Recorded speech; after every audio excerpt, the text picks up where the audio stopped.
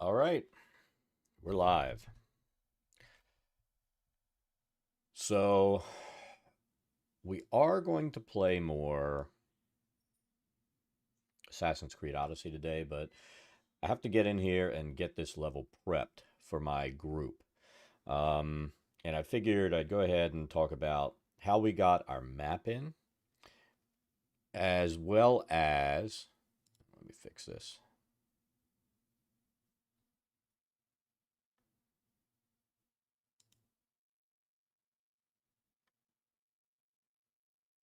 There we go. As well as little things you're going to have to fix when you import. um, and what I do to prepare for my setup. Um,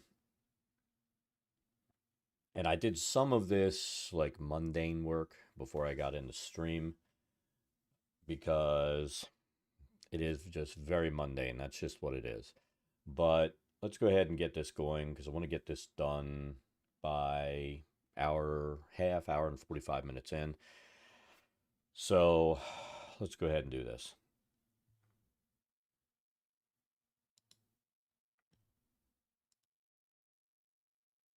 And I'm going to slowly pull some stuff in here.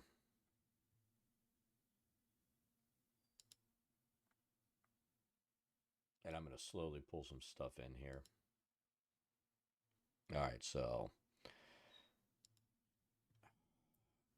right now this is, I think we did this redo map a month or so ago for the Troglodyte Warrens, back from when we had a map we did very early on with Dungeon Draft. Now, if you notice, and let's talk about how we import this stuff. So we use a thing called the Universal Battle Map Import.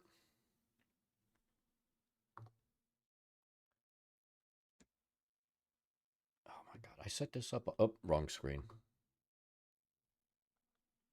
That makes a difference. So we use a thing called Universal Battle Map Import. I'm going to move my face for a second,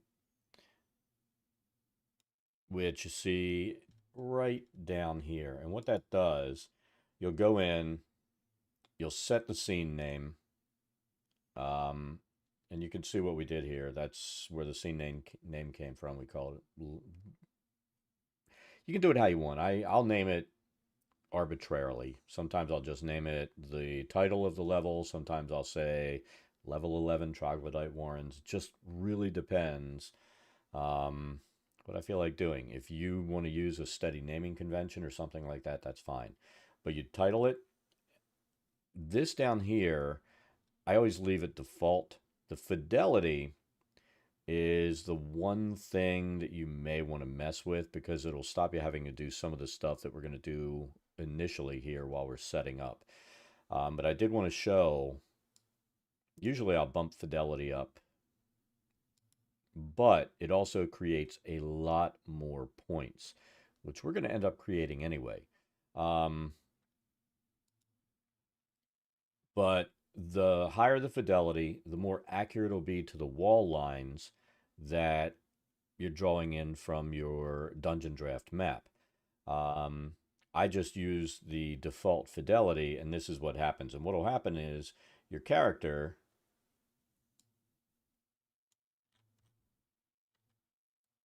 which we brought in an NPC here, um, your character, this is, we had repaired here. So you see that there's, oh, see, there was a little rip here because two of those dots didn't line up. And this thing still has some snap going on inside of it, and you don't have any control over that.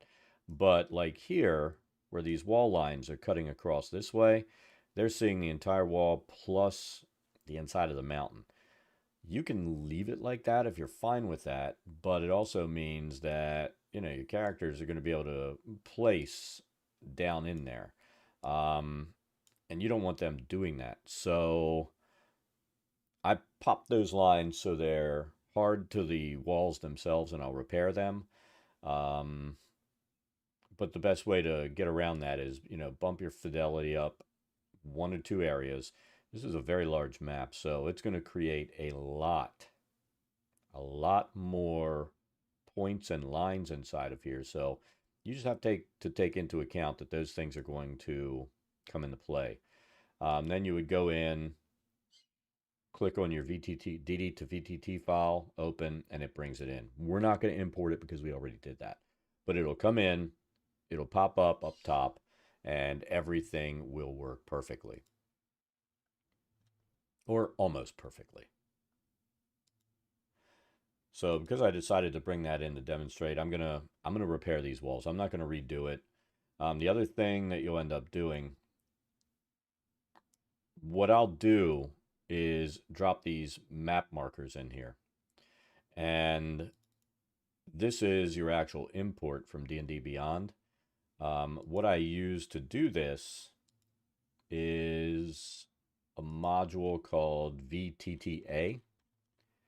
And it's actually 3 modules of VTTA Core, VTTA D&D Beyond Integration, and VTTA Tokens. And once you have that done, you have to use Chrome for this. So inside of Chrome, you'll pull down the VTTA,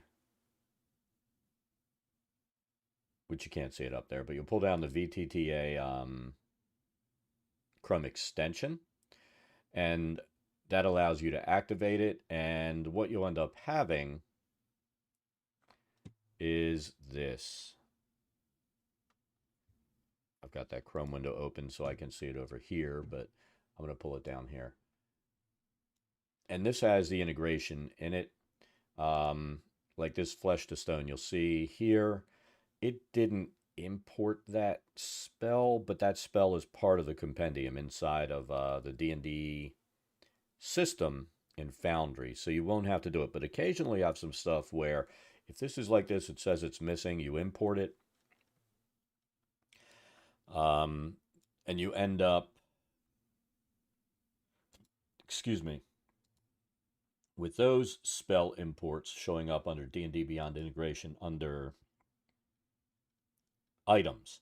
So any armor, which there's a sentinel shield, a shield of Yuvan Rune, these are all the items that are within the module that I'm running. And it imports every item and everything in that's special inside of the module itself that are named items, even down to like potions. What it'll do is create scrolls. You may have to go in and actually create the scrolls yourself, which I normally do when I'm handing them out. But it also brings in the spells that may not be in the compendium. They come from other books, like Mordenkainen's Faithful Hound. I mean, there's all these spells that aren't in the compendium that you can bring in. So anything that you don't have, you'll bring in for that campaign this way. But when you want to bring in an actual adventure, I'll pull this up over here. So let's say, and I'm not going to do it because I don't want to screw this campaign up, but let's say you wanted to run Icewind Dale. Right here, VTTA start import, you would do that and it'll import everything in there. Now they actually on their page have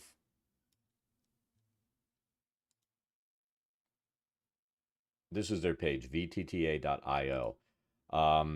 You can go in and take a look at, and I've got to take a look, status, that's it. You can look at which ones have been fully imported in, right? So like Candlekeep Mysteries, 100% integrated, scenes, journals, tables, everything are in. Some, which I believe, see, this was not fully integrated when I imported it. It was still showing there, but now all scenes are in there. Now what it does do, it does bring in the black and white maps, which we don't want to use. But they've drawn, it has the walls, everything in there. So he's constantly working on getting this integration done. And this was a lot more bare when I imported that in, when I had to rebuild my server. And you can use, there's another module that you can use inside of Foundry. But but I find that module to be problematic. It's called DnD Beyond Importer, and you can import an adventure there, but before you do that, you have to literally bring in every spell, every monster that's inside of D&D, everything. And it creates a ridiculously large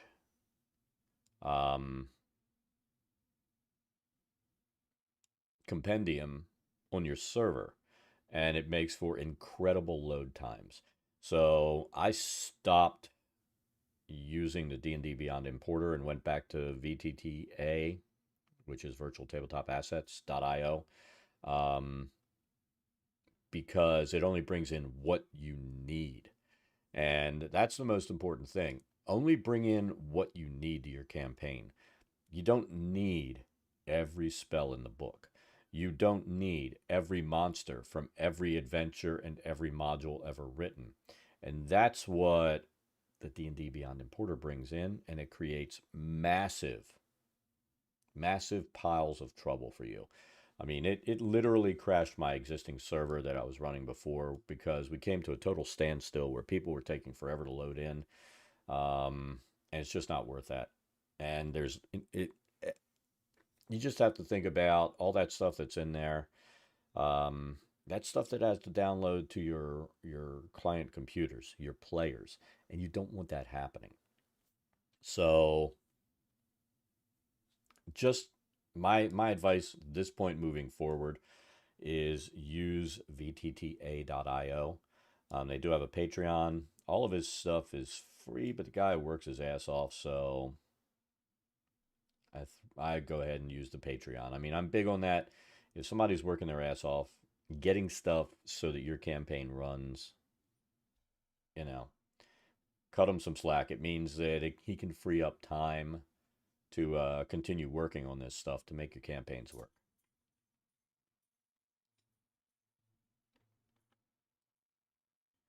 So, first thing we're going to do, and this is the other thing. This is, all right, this is where if you see a module that doesn't show full integration, I'll show you what that ends up looking like. We wouldn't have that problem now, but like when we set up Mwyrel's Gauntlet, exploring this level, if you take a look, it actually brings in this, which is fine. But if you want to be able to drop map pins like I do, so that as we go through, I don't have to have this up or have a separate window open with this crap running. I prefer to be able to come in, do that in each room, see what's in there real quick, close it, and you're ready to go. So let's take a look at the difference. This was not a fully prepared level. Even though it looks like it because it has this, it didn't create pins, and you can't just copy and throw the pin down. So what I ended up doing was creating a new folder and copy and pasting so that I created individual items like this, and then I can drag and drop those pins on. So once we create that, you do this, it'll create that map note. Now here's the difference. Exploring this level here, you go down, it doesn't look complete, but they've actually created all those map notes where it comes in. So now Mad Mage is fully implemented. You should have every one where you can just drag and drop this, which is what I did this morning. Just drag and drop these pins on there in the individual rooms. But the first thing I'm going to do is go in. I'm going to repair my walls. I started doing some of it this morning because, like I said, it's not going to be the most exciting thing in the world, but we're going to repair these walls so that they're not seeing inside. They can't place a marker where it shouldn't be placed. It is going to mean, I mean, these are still really tight passageways to get up through some of these zones, and I should have built it out a little wider, but it is what it is. I'm not going to redo the map again. So, and I also need to come in. I'm going to put up a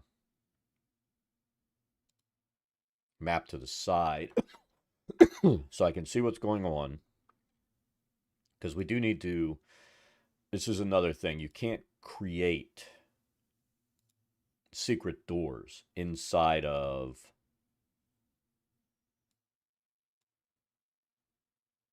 Dungeon Draft. I wish you could. But what that means is, and some of these are going to be, I mean, they're all going to be relatively obvious, but you're going to have zones where there are secret doors, and we need to create those, flip those wall sections into secret doors so that they work. Um, so we need to go ahead and put our secret doors in, repair our walls, and that's what we're going to do. And then we're going to start populating um, the map itself. Now, I'm going to show you one thing before we get into that. What I like to do, because you are going to have areas, like let's look at this zone here. Hold on one second.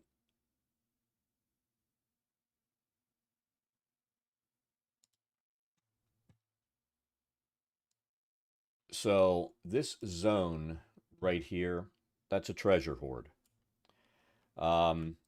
This is something I'll always do to make my life easier. So it's got all this stuff. I mean, the dread helm, it's magic. It makes your eyes glow red. It looks cool.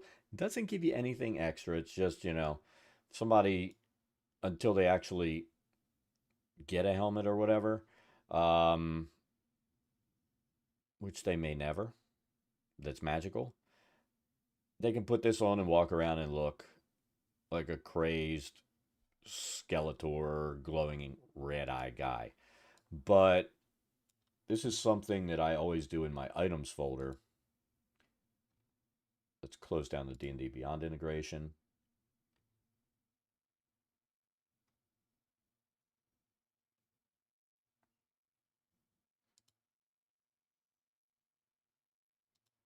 Or actually up here. I'll create this, and this is created with a module called God.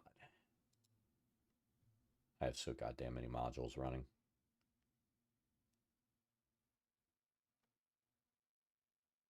Give me 1 second. But it's basically another character sheet. There it is, loot sheet NPC 5e. So you can turn a character sheet into a loot sheet. And what I'll do is I create this stub item. And you can see what it does. And I'll put in, these are going to be pulled out, but I'll create this. It'll have these 3 items so that I can just drop in like loot, stuff like that. And I'll drag and drop what I need to be here. And then it'll also allow you to click here, hand out who you need, or you can just drag and drop the items directly onto the player's character sheet. So, like if there actually was a breastplate, you throw it on the player that wants it. You throw the battle axe. Somebody really digs an abacus, you put that on. But it does need to have all of your players on here. And if they are, you click that and it'll split the gold, silver, everything equally among all the players. And you're done. So this is just one of those things. I make a stub like that. And then what I'll end up doing is, and we'll set the loot up for this room. So there's our loot sheet, right? It doesn't affect this. As long as you drag this here, this is a separate instance of this treasure chest. I'll open that up. And let's take a look. There are 6,700 gold pieces. There are 4,100 silver.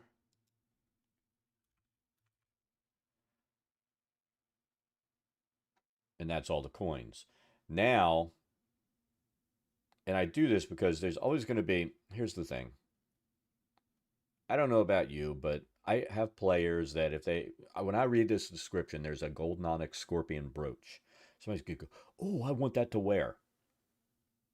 Let's face it, where they are right now, there's no place to sell these. There's just not. And there won't be for a long time. So The other players don't care. Now, you may have a group where everybody wants to count every freaking penny or gold piece and make sure it's split evenly among everybody. That's fine. My group is just like, you can have it. The person, somebody's going to want that silver music box. I'll be like, I really want that. That's all fine. Let them have it. Who cares? Um, but it's going to be the dynamic of your group. If you have that one person who's a jackass, he's like, I want whatever the value is. Jesus Christ. You know, either tell people it doesn't fucking matter or just let them have it. Let them work it out. My personal approach to this has been, you know, players that are jackasses, I kind of weed out. I don't feel that everything has to be divided evenly except the money. And if it shouldn't be like if somebody wants that music box, they've got to reimburse everybody. Let's say there are 4 total people. They got to give everybody else 250 gold because they took this.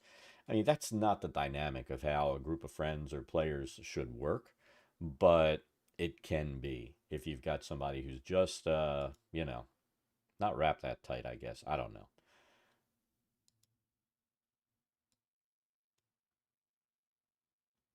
So, what I'll always do, it doesn't really matter. And it's not going to give you a weight on something like this.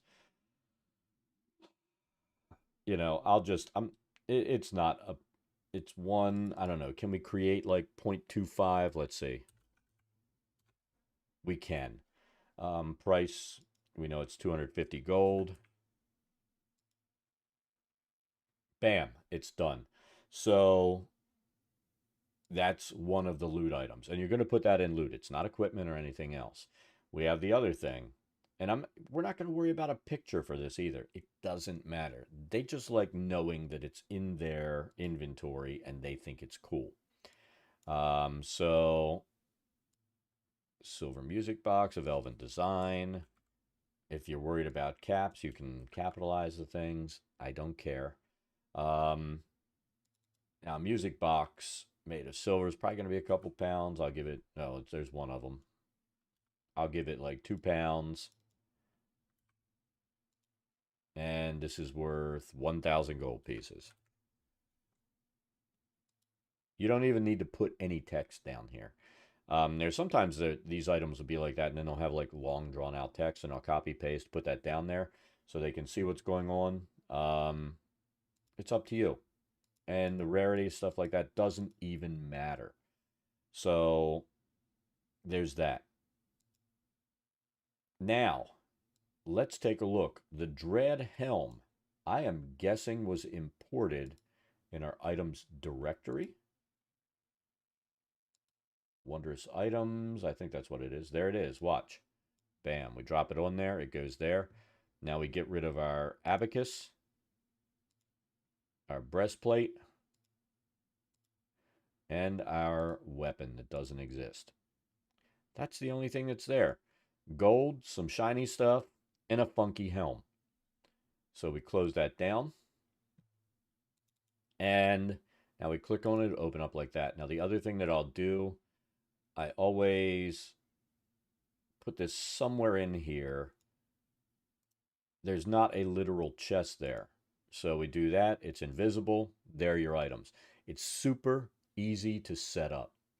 But that's that NPC Loot Sheet 5e. My opinion, it's a must-have module for stuff like this, giving out treasure. So use it, make your life easier for handing out the stuff they find.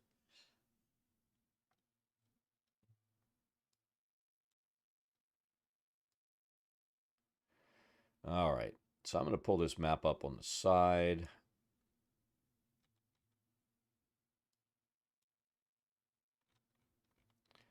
And let's face it, this is all, being honest, this is all stuff that you are probably never going to see your DM doing.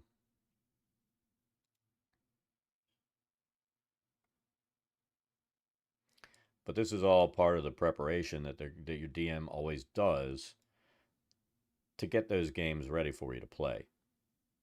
Need to get back to the troglodyte warrens on this thing.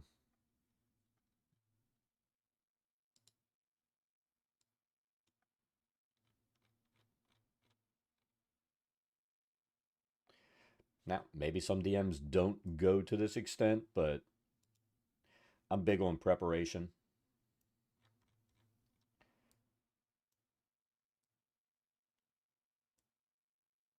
All right, where did we leave Marta? Because that tells us where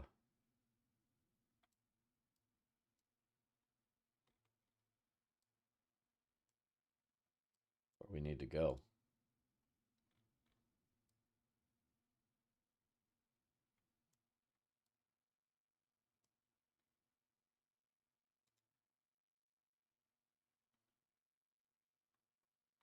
There she is.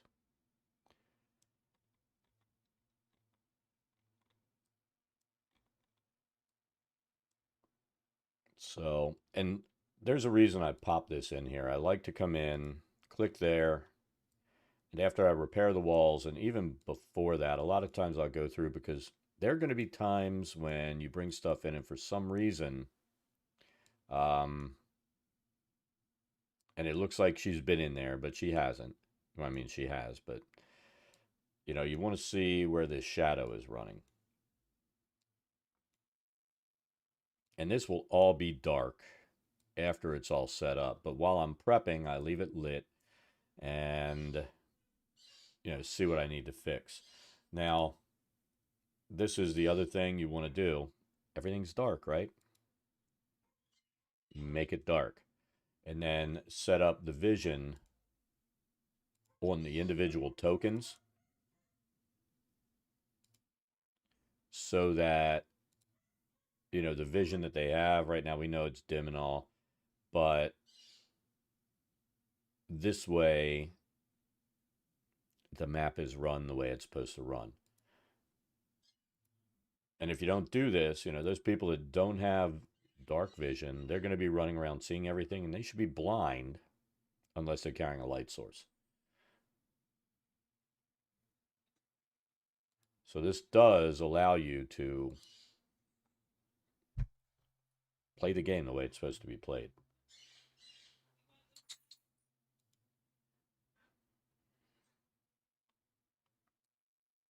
All right, so these, I think I've repaired those walls. Let's go ahead and get this done. So even little stuff like this, I'm going to go in and if you notice, it didn't really land exactly where I wanted it to go. And it's not going to land exactly where you want it to go all the time. So this will get us as close as possible to getting these walls the way they need to be.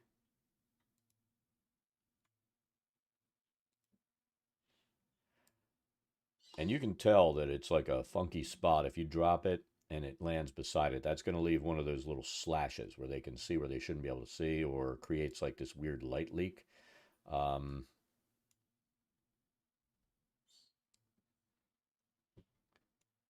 so it's just one of those things you need to be careful of.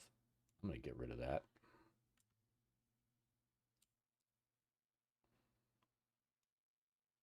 And you see that it's doing that because that's just one of those odd points. So you're going to need to pull that, and you want these all to drop on those dots. But like right here, that becomes an unwalkable passageway because this thing decided to be really stupid.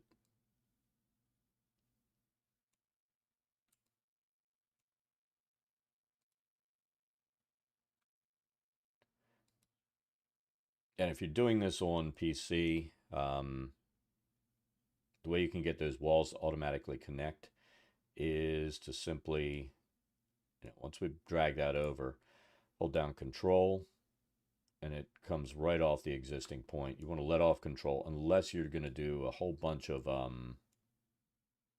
lines in a row like that. I keep holding Control until I get to the last point, and it closes it in.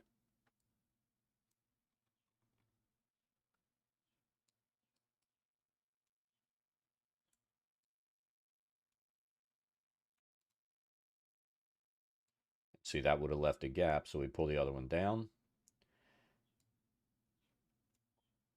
Now, if you're doing a map that, you know, I always reference them as being constructed maps, In other words, they've just got right angles, maybe some circles, stuff like that. Those will almost always pull in perfectly.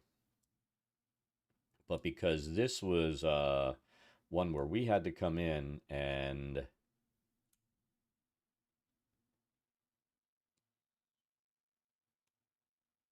create these jagged, all over the place walls,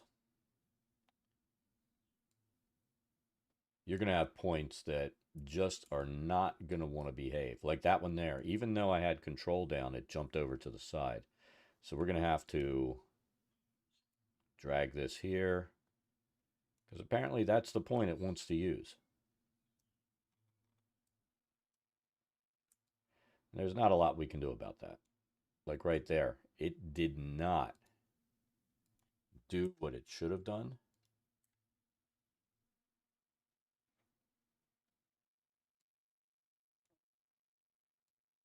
And this stuff does act like a bad kid sometimes. It just doesn't listen.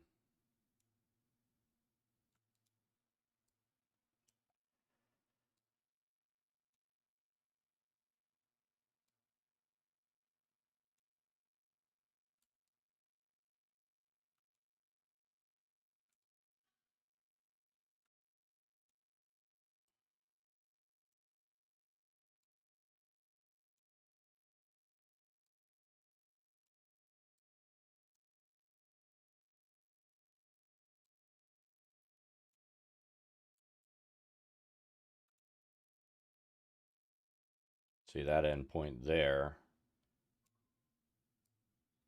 It'll come in, and if, like I said, if you bump the fidelity up, that'll take care of a lot of this.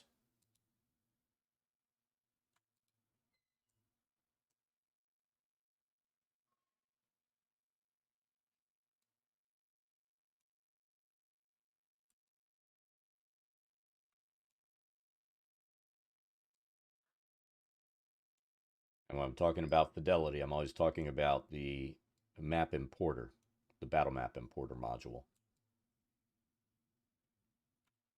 And you see there, anytime you have those spots where they kind of jump off like that, it's a guarantee that those endpoints are going to leave a gap. And they will see a slash of light going into those solid walls through there.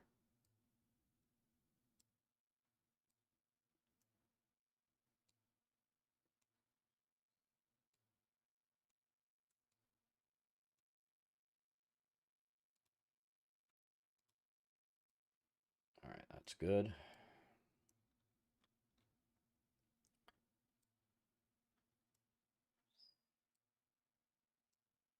We'll leave that alone.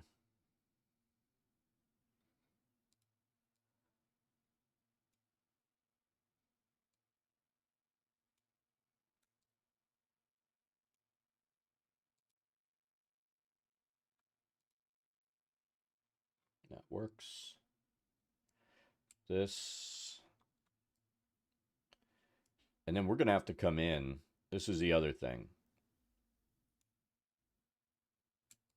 You can create object walls inside of Dungeon Draft now. This map wasn't drawn with that, but we're going to have to come in and create that stuff here so that we have the block line of sight that those stalagmites are going to create.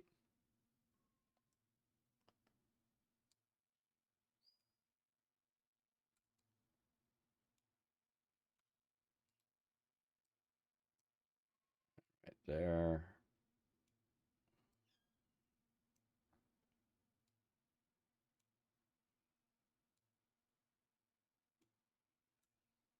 See how it kind of jumped up a little bit there?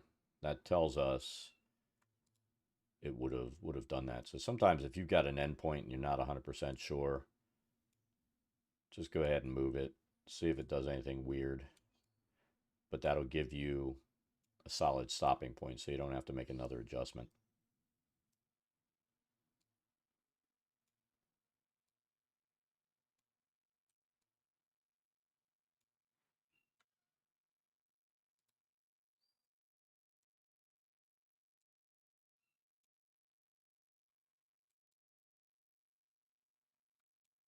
See, like that one jumped off.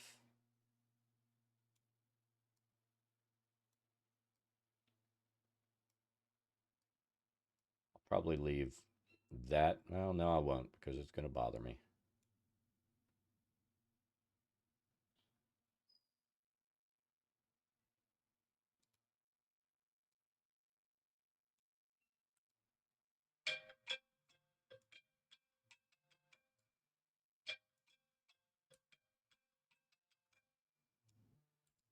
Let me hang up on scam likely.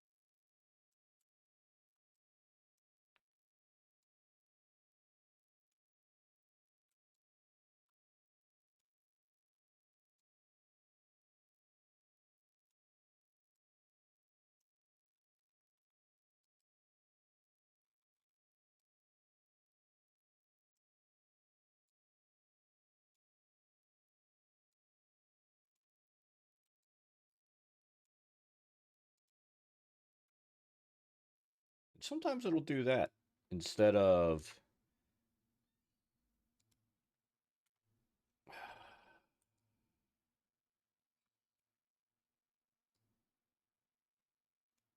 doing what it should, it'll go back to like a previous point you drew from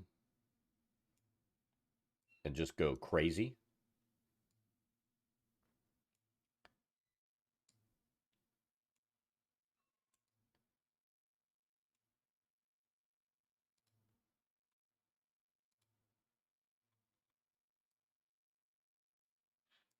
I mean, these are like really big, blatant errors there. So we're definitely going to make sure we fix that.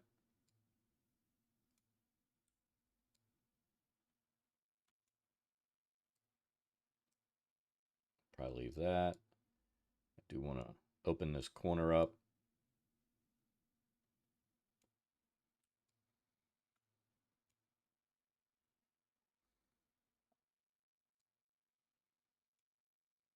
I have a feeling it's going to jump to the side. Let's take a look. Yep. It's almost like it does it in quarters or eighths when it comes to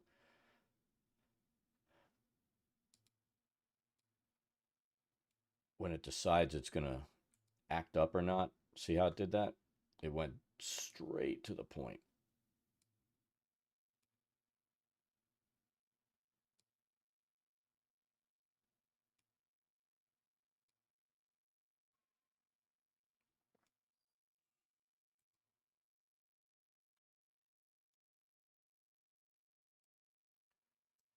So we'll fix this line.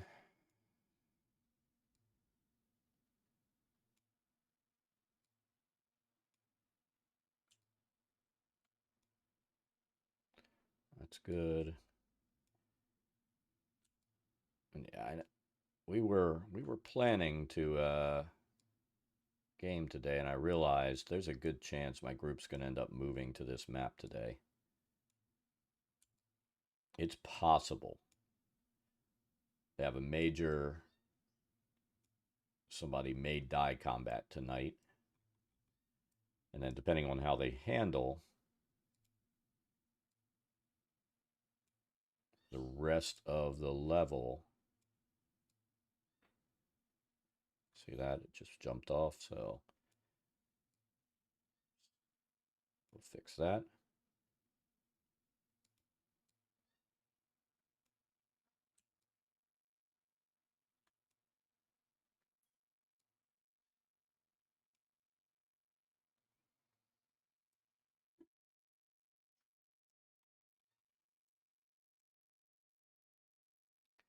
But again, I highly recommend, if there's smaller maps, that you do take advantage of importing, so it's a higher fidelity import and there are more points and you won't have to do as much of this.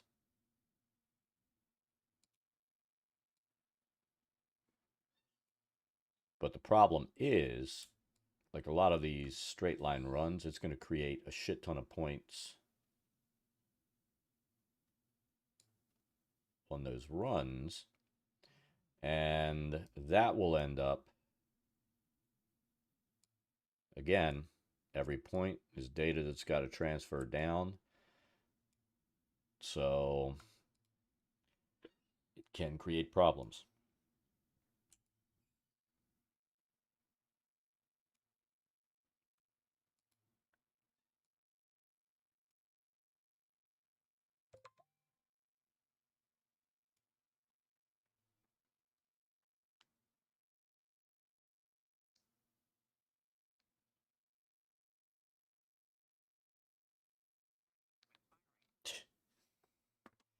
I love those. Your warranty's expiring on your vehicle. No, it's not. I don't know about everybody else, but I always, when I buy a new car,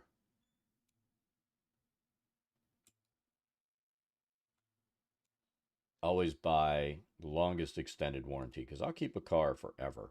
But what I do, I never pay the inflated price that they want to sell at the dealership. Um,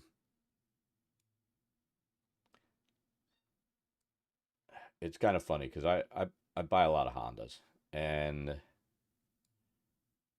there's a dealership out of, I think, Hyannis, and they'll sell you they don't give a shit. It's all free money to them. They sell it at whatever the lowest cost is, where you go in and the dealer's going to say an 8-year warranty. They're going to charge you 3 grand for it, right? Something ridiculous. They'll probably even start higher than that. But, you go to the Hyannis site, you put in what you're looking at. Um, the time you want, and I think the most expensive warranty is like the 8-year, 120,000 miles or something like that. Come out at like $1,100-$1,200, which, I'm gonna be honest, it's fucking worth it because I've had things that would have been ridiculous repairs that are covered. But you go into the dealer and they'll sit there and they want to sell it for crazy amount because that's where, all these jokers that you talk to in there, the finance manager, that's where they get their commission off of, is selling these overpriced warranties. Now, an extended warranty at a reasonable price is worth it, but buying an extended warranty for 3 times the price, not worth it. So my tactic is I'll go in and I'll be like, yeah, I want to get the 8-year, 120,000 miles, whatever it is. And, they get all excited and then they start showing you their prices. And it's always, there's no way a sane person's going to pay that. And so then I let them go through their spiel and I'm like, okay, well, this is how much I want it for. And they'll sit there and go, we can't do that. I'm like, that's fine because I'm going to go to Hyannis Honda. I'll buy it there and I'll still bring it here to get it repaired because it's a Honda warranty and you're under legal obligation to do that. And you just see them go, and you get your warranty at the price you want to fucking get it at.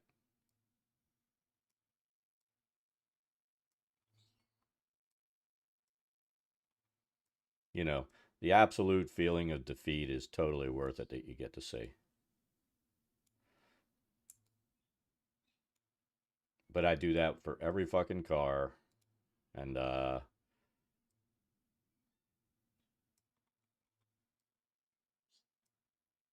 once in a while to let them feel like they won. They're like, well, I can't do it for that 1100. I can do it for 1200. I'm like, you know what? That's fine. I'll do that. Even though I could get on the phone and do that on Monday and call the other people, it's just like, I'll let the asshole, because they're not getting all of that anyway. I'll let them get their commission, but they're not getting $2,000 worth of commission off my ass because I'm not a moron.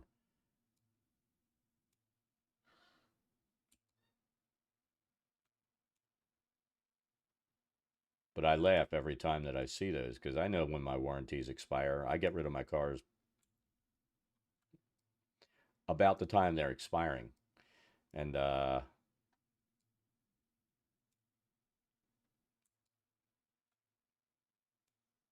it's just like the biggest fucking scam on the planet, these robocalls. Your warranty's expiring. I'm sure they get to somebody who actually has a warranty that's expiring because, they just did a manufacturer's warranty.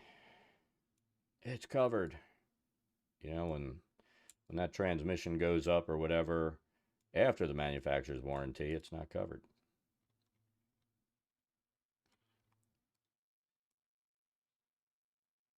But I digress away from what we're talking about.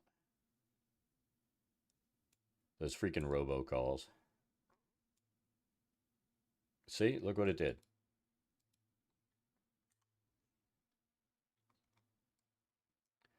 It will misbehave. There we go. Let's look and see if there are any other big gashes here. Yeah, we want to fix those. And the other thing I'm going to work on, the terrain walls. It's up to you if you want to do that, but I do use those because it's all part of line of sight. I mean, you cannot see through this giant fucking piece of stone. So if there's something hiding behind there, rather than having to turn it invisible, you just put it behind it.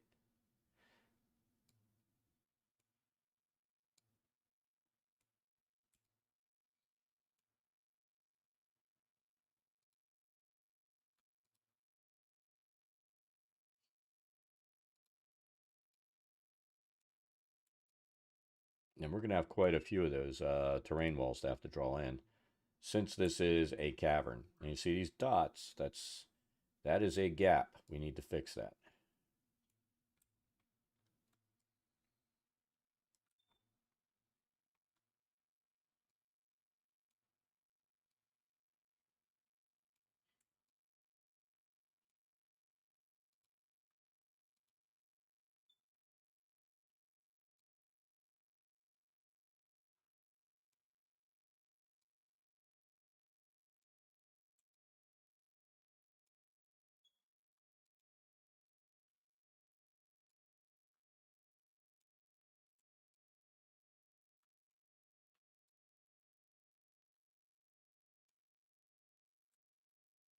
That's fine.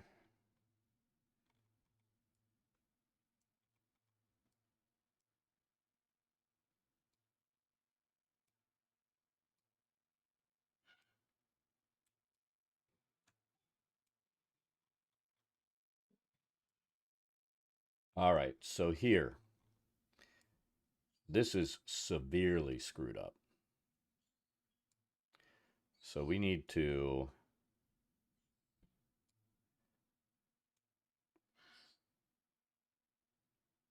we're going to get rid of that because that is a secret door. And I believe this is another treasure zone, so we're going to set that up while we're here.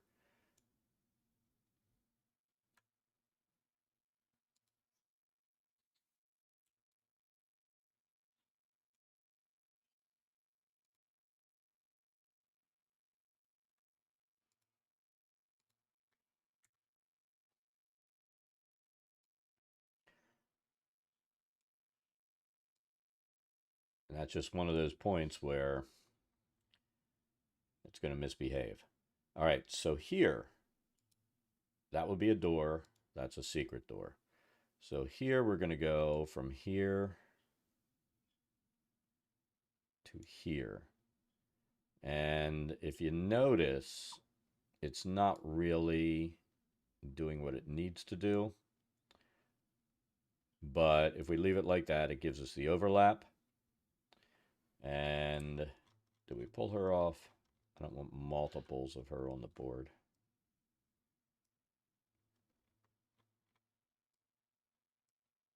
There she is.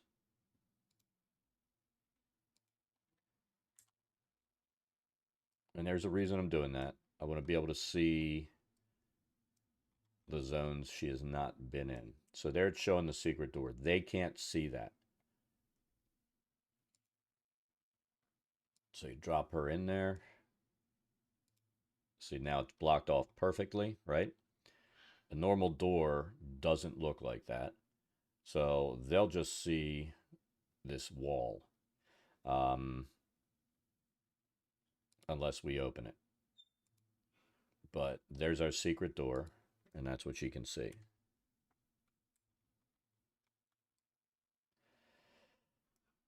This is the other issue with these really big maps.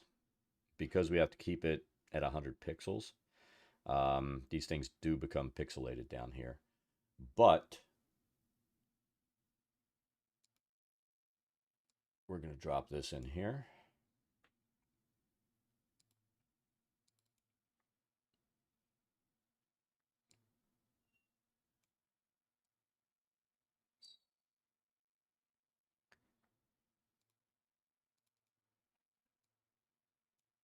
This will be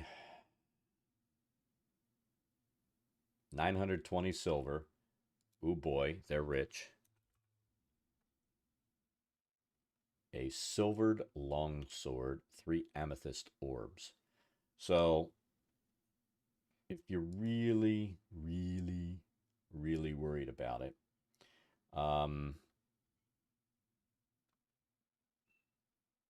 see, unfortunately, these things here, D&D Beyond, DDB spells, these are all D&D Beyond importers that get created when you pull that in. Those are basically non-existent.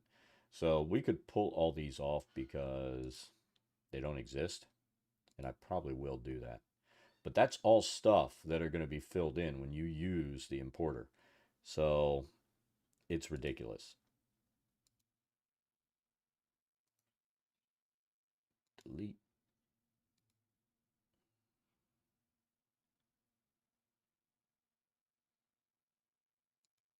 And you see they're all blank. Delete.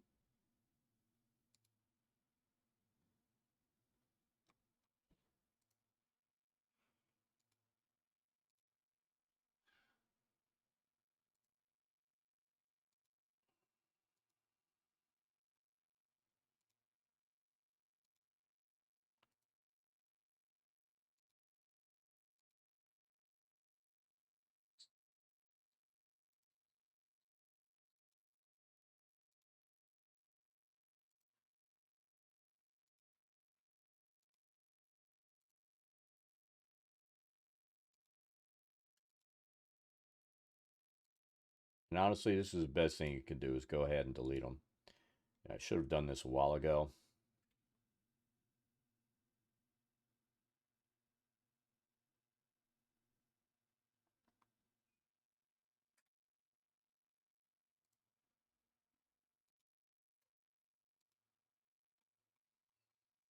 But that just goes to show you how much data that gets pulled in when you use that you don't need. So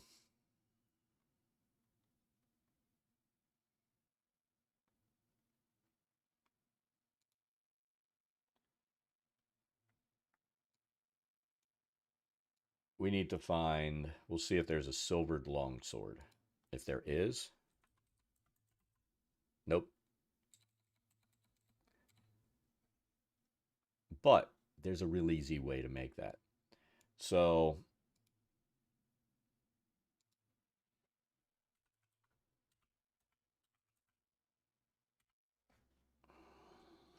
unless, see, it's just a longsword. There's nothing here for silvered. But this is what you do. You bring that in. get rid of that.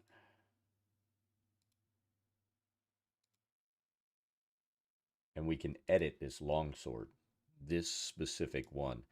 You go down details, click silvered, right? And we will go ahead and, because that silvered property can come into play.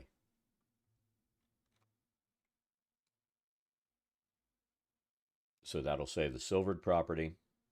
It's not magic. It's just what it is. But that's taken care of. There's no armor or anything else, but let's see. I doubt.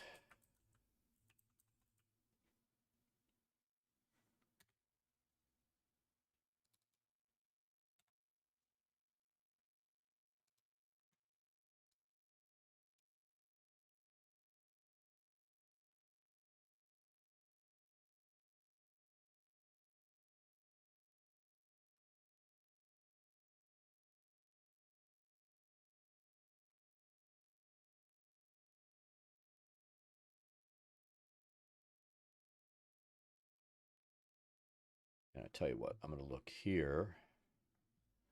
Actually, let's do this. It's not really a named item, so I'm not even going to fuck with it. But we'll do this. We will add amethyst orbs.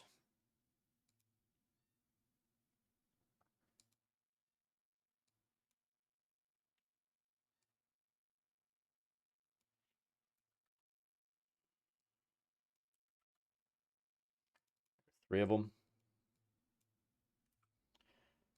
We'll say it's £1, worth $7.50 each.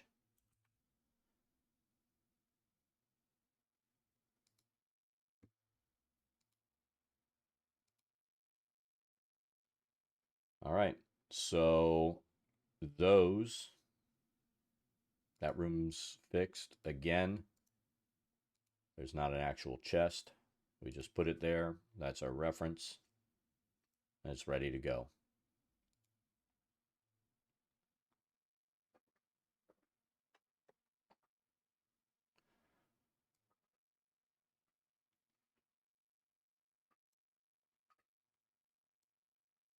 All right, we'll fix, this one needs to be fixed right here.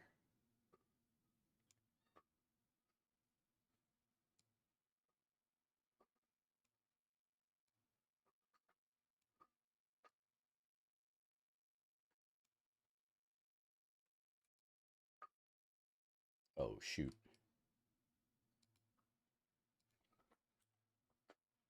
Need to go back to walls.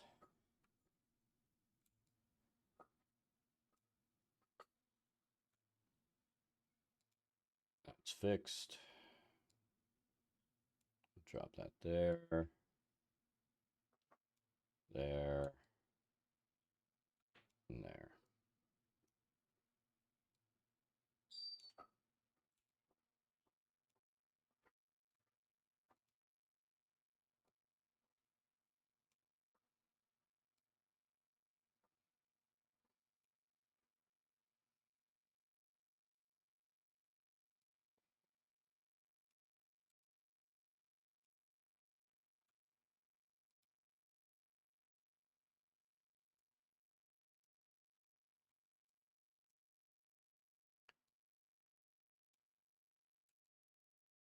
Now, once we're done making these little wall corrections and stuff, that's where we go in. We use our tags or our pins to take a look and see what creatures are there. And then we can just go ahead and drop those real quick and populate the room.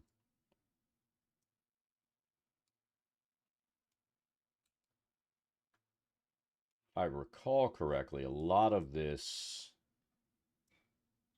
area, a lot of dead things in here. So we don't have a lot of work as far as populating it. Um,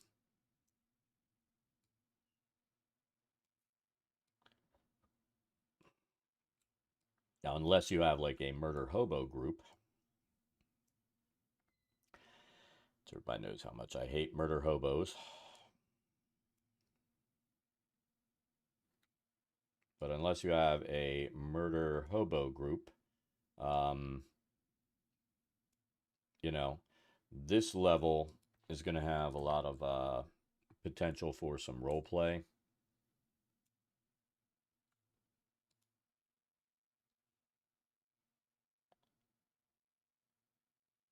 So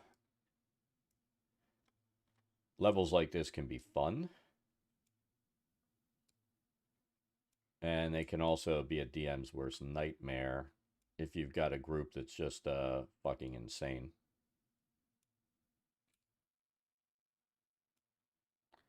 And I've said before that I, as a rule, will weed out the murder hobos.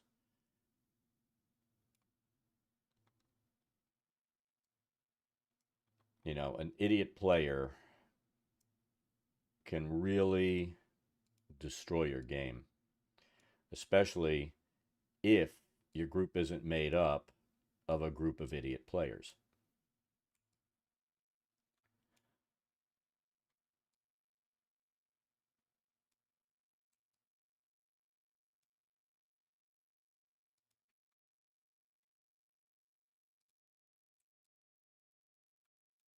We'll just delete that.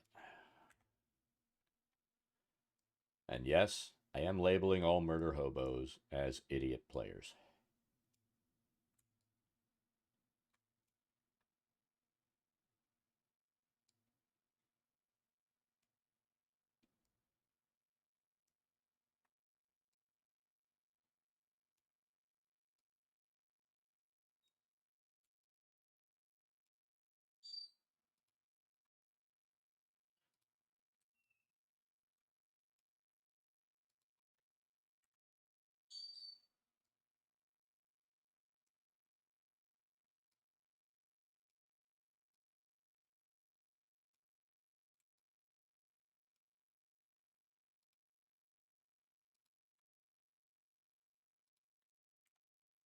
Fuck you. Come on.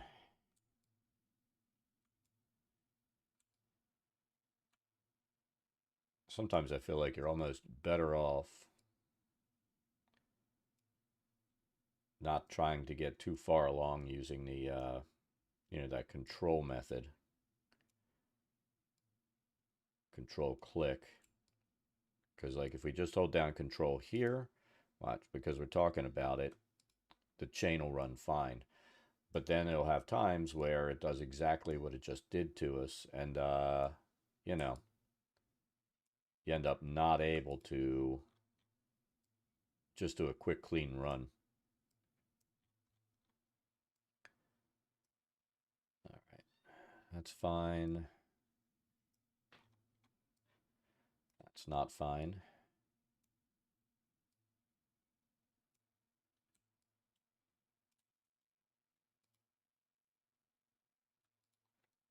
So you never know when it's going to do that.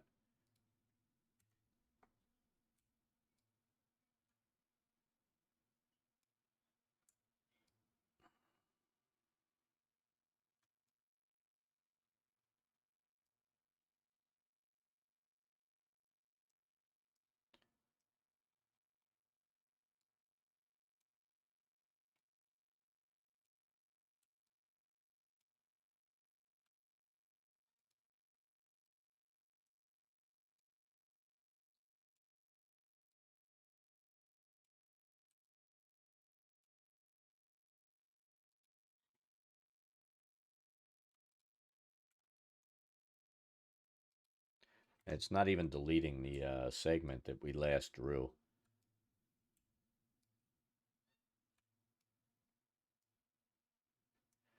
All right.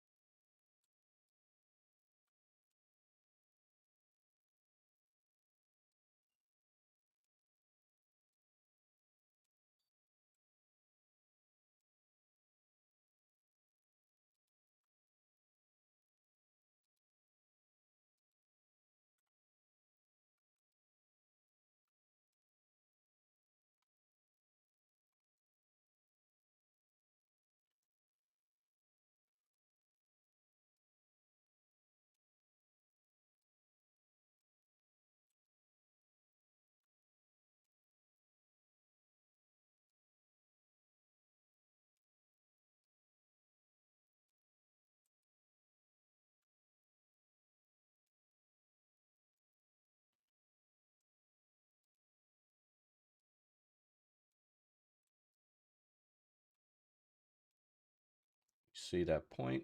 It did it again.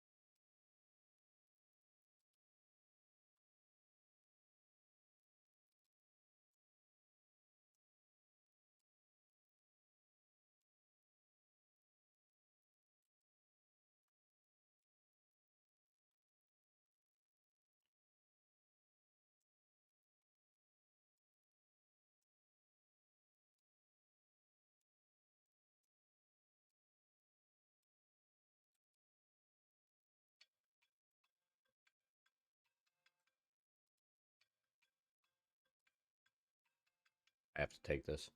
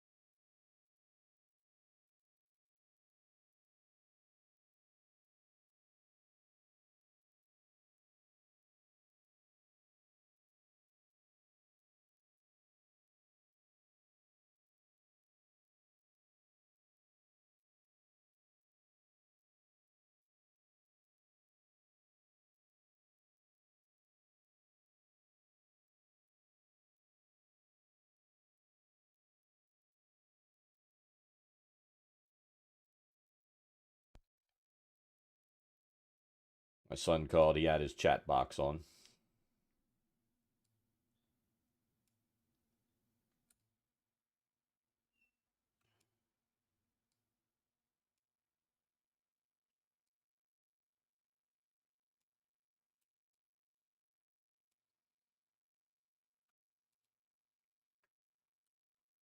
All right.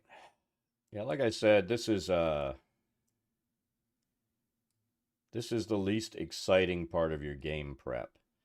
And if you are happy having those lines not come in, the way you really want them to, then just take it the way it imports. Or on smaller maps, again, use the fidelity option. Leave that there. These little gaps here annoy me, so we're going to fix that.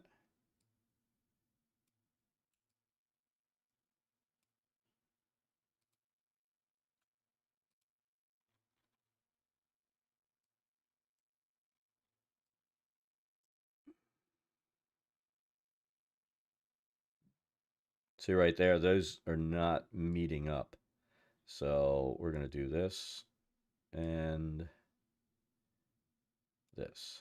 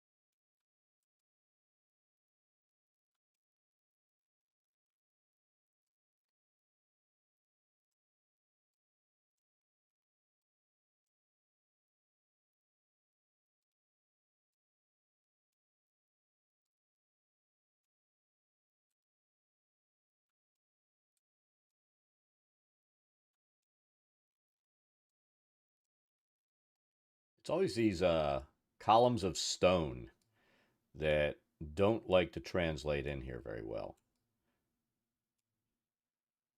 Shit.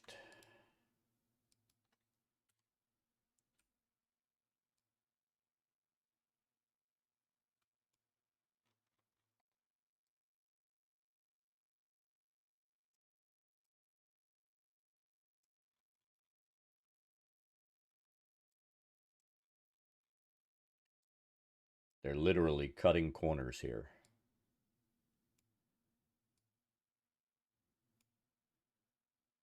Ash, how's it going?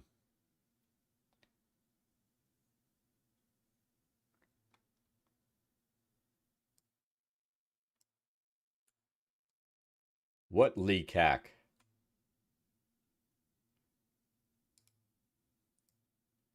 I don't think I heard anything about that.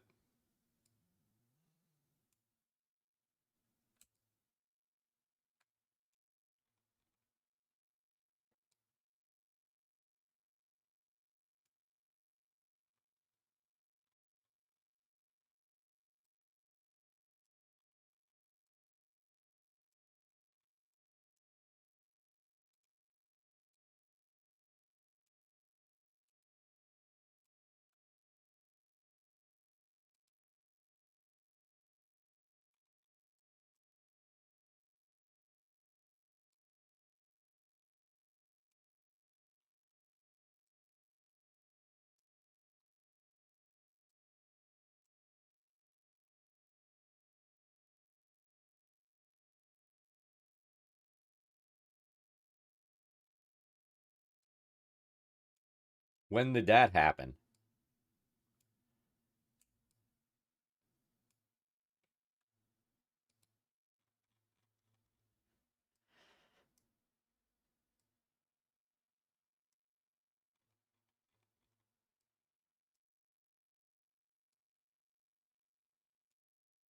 Guess it's a good thing I have all that shit set up for two-factor authentication, huh?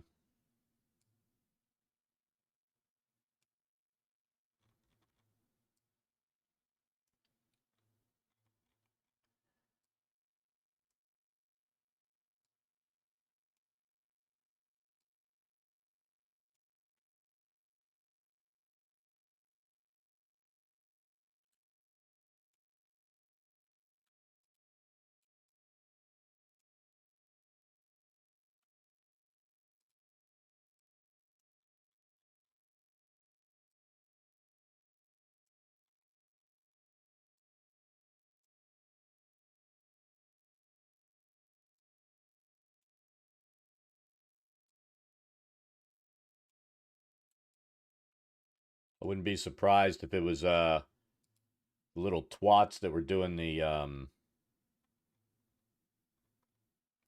hate raids and shit, getting pissed off that they patched stuff so that it made it harder for them to do that.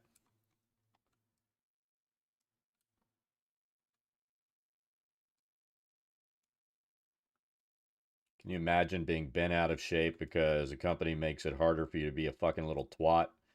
And so you're like, well, I'm going to hack them.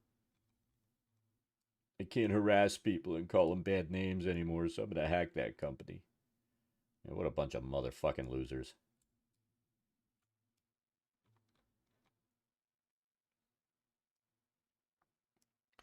Let's take a look.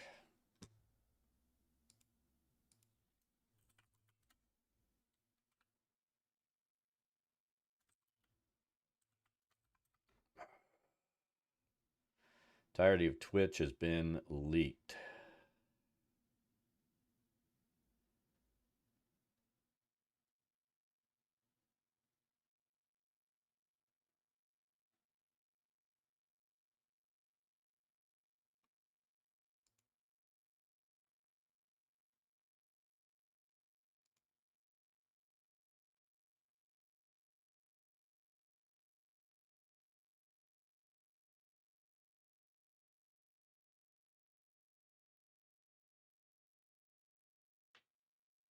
Yeah, exactly.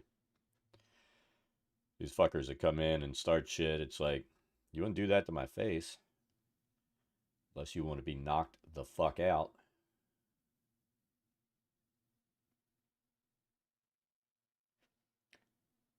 So, how much they've earned.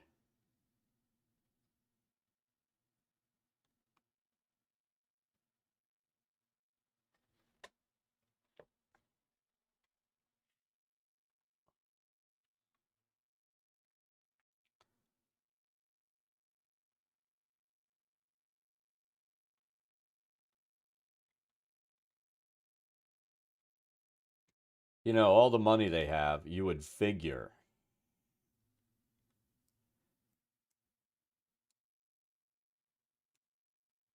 they'd be secure.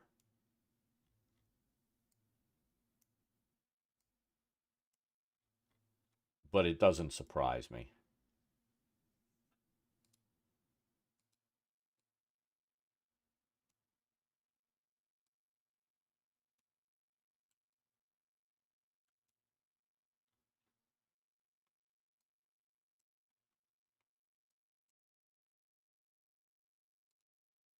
I mean, you know, I left Twitch because fuck Twitch.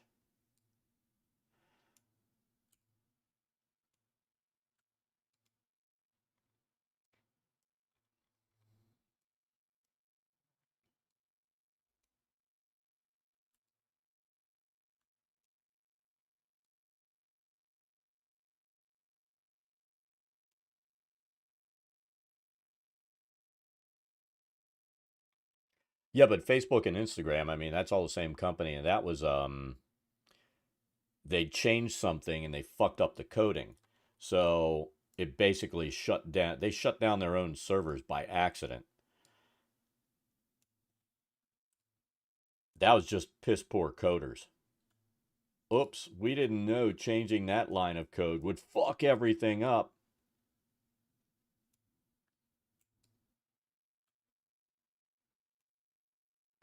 I mean, in all honesty, not being able to be on Facebook for a day, yes, it's traumatic to people, but the kind of people that are traumatized by not being able to be on Facebook for the day probably need to not be on Facebook for the day or ever. You know, they need to get a motherfucking life. Now, there are cases where, you know, let's face it, there are people that make their living off of being on Facebook. So those people, I can understand being uptight. But, you know, the people that want to look at dog pages for the day, you know, you can live without looking at that dog page for the day.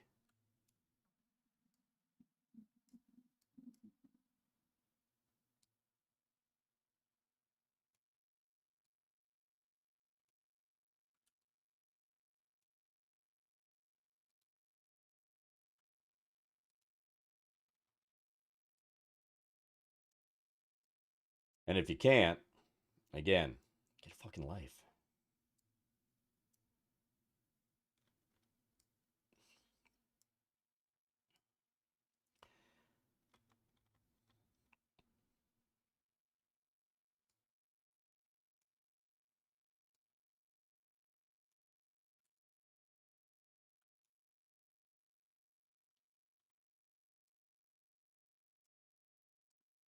But, you know, I guess that's part of the problem. If your business is 100% dependent on Facebook, that's a weak business model because something could happen to any of these sites at any time.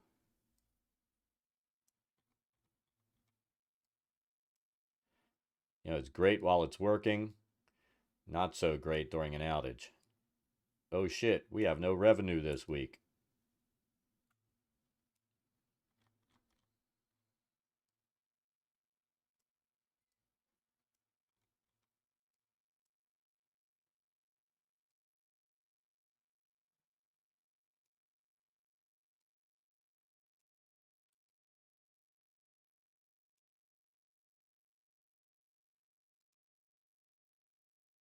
See, even there, I tried going moving slow, and it did that shit.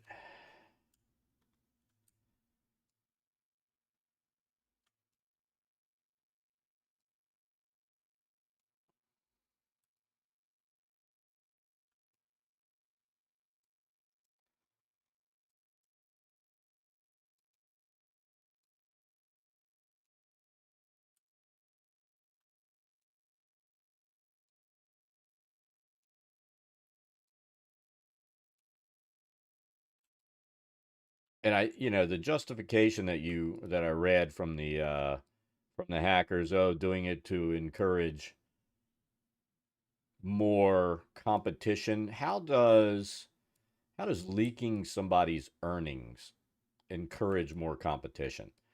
I mean, that's just somebody being a fucking piece of shit.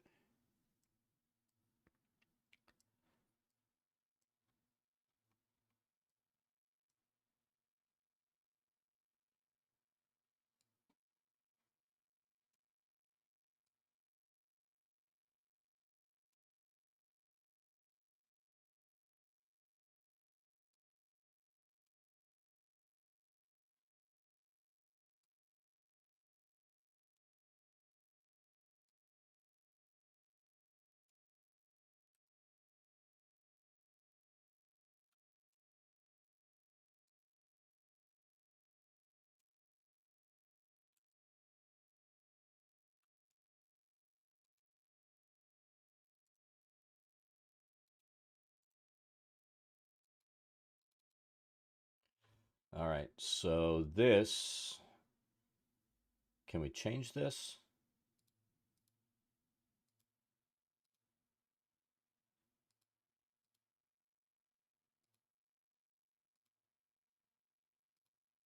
Awesome. We just discovered something new. So we can take those walls and flip them over to a secret door. That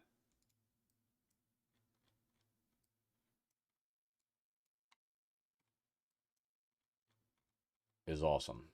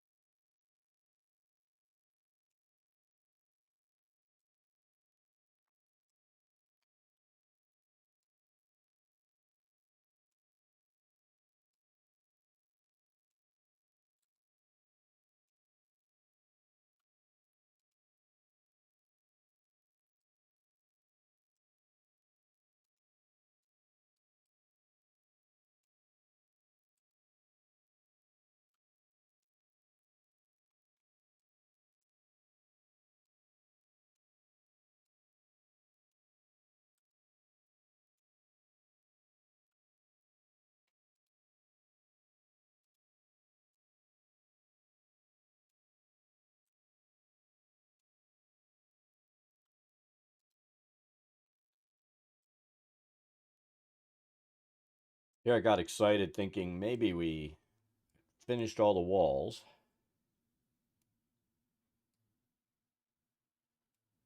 Got excited for nothing.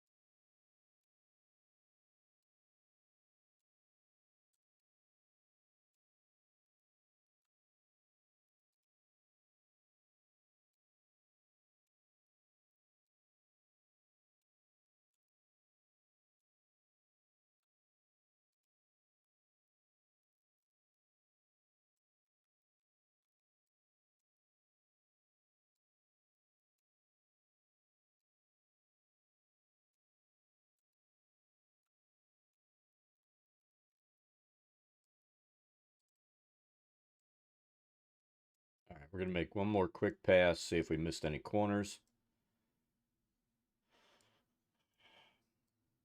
Then we're going to have to go in and start doing the balance of the secret doors.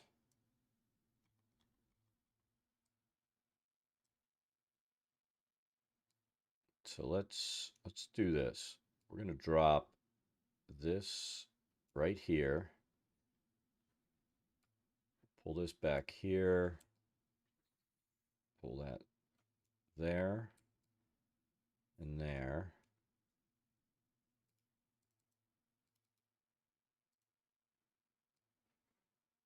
And then that, let's see, is door secret. Update done.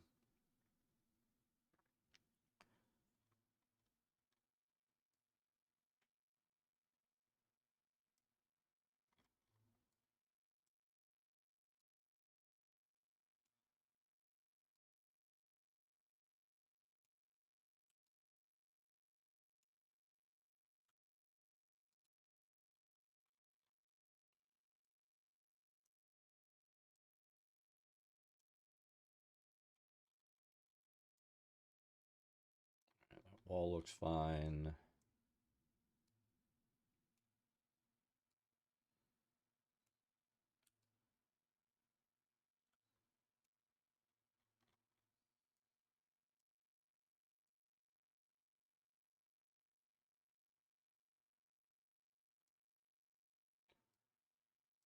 fine.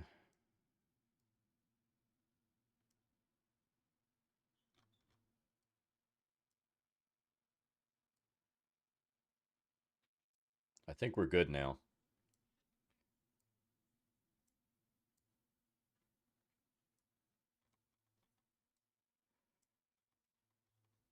Now we're going to put in terrain walls. So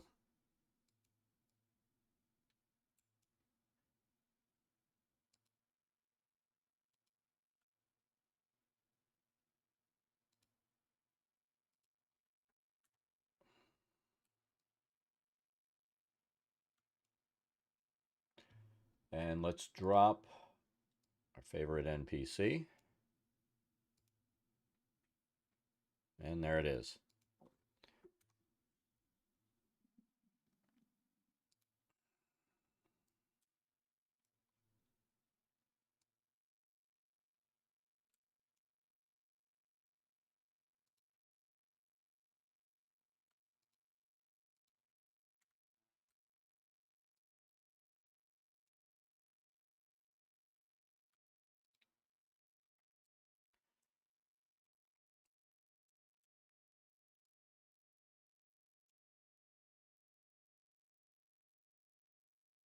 You have to go pay rent today.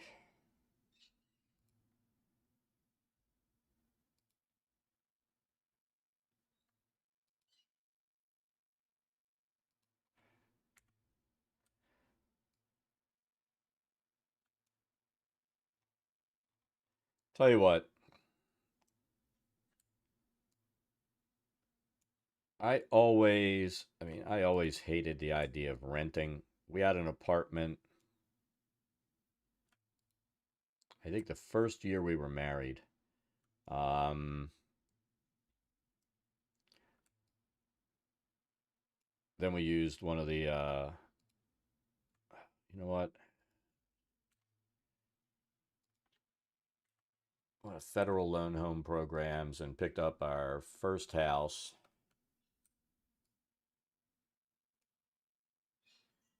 That was off base in Edgewood, Maryland. We lived there for about 8 years. And then we moved down here.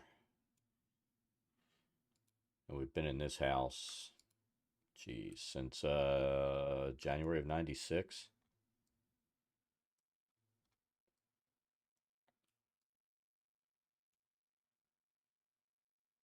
But I mean, I feel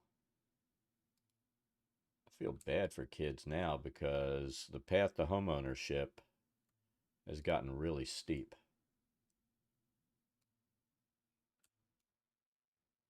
You know, back then you could buy a home at a reasonable price.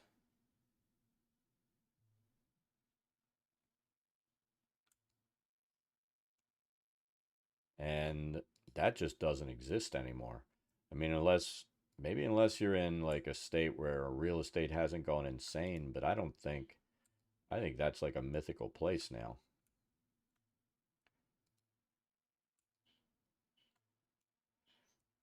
I mean, I look at home prices around where we live now. There's no way, there's no way that my kids, even when they graduate college, I mean, when my son finishes his PhD, he still wouldn't be able to afford to buy around here. It's just gotten ridiculous.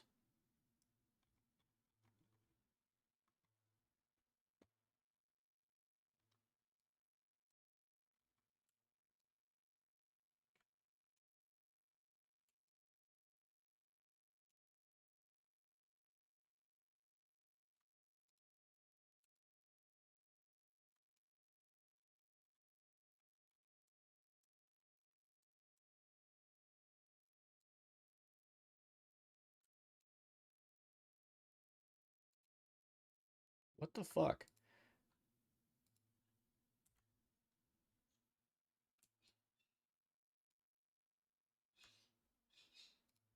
It's like that's just broken.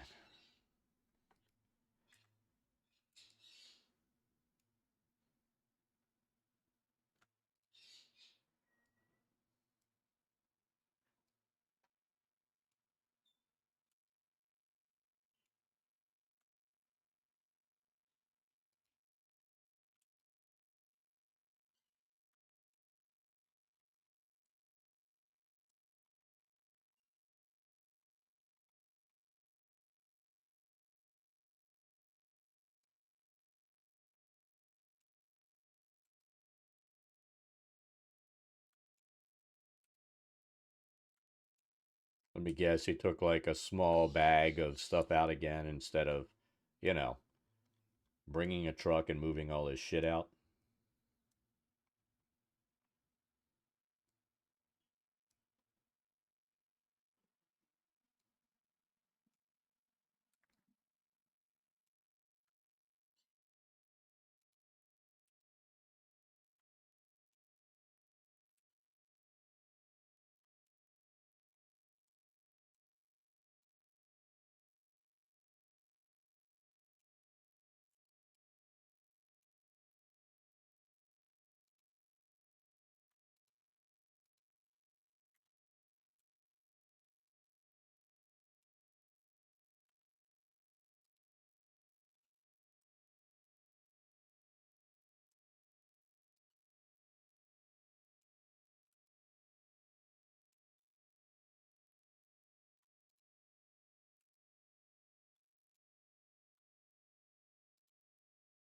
I mean, how long's his rent paid through?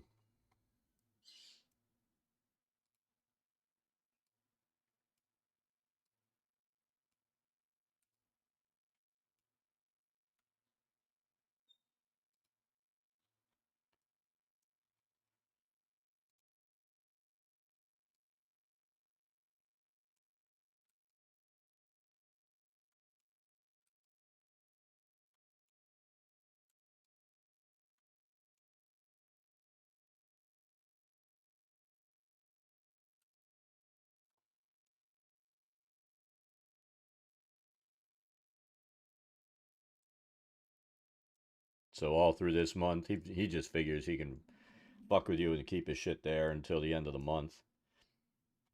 And once his rent's no longer paid, if I were you, I'd go ahead with my trash bag thing and I'd put it down like in the garage or whatever shed's down there. Be like, all your shit's down there. Have at it.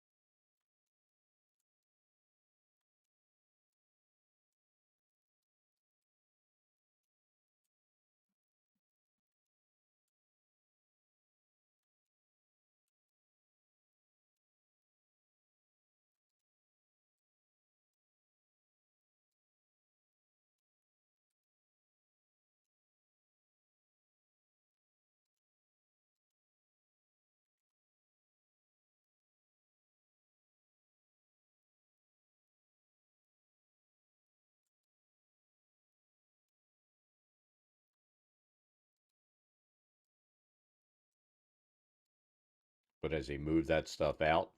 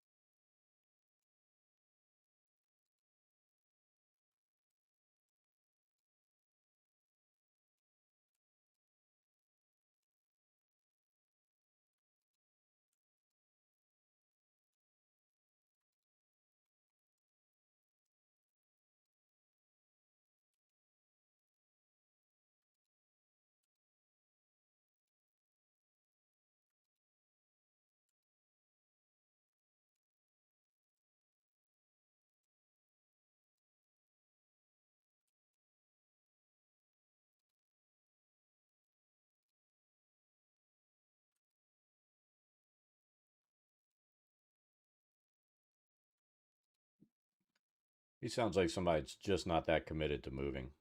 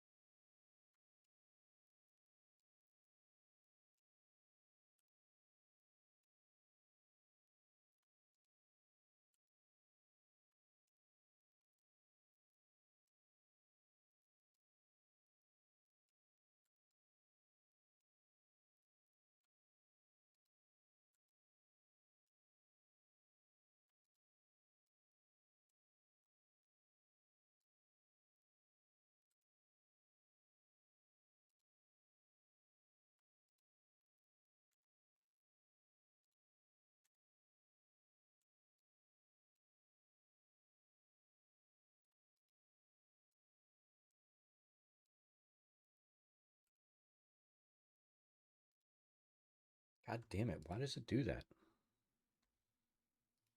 Unless my mouse is double clicking.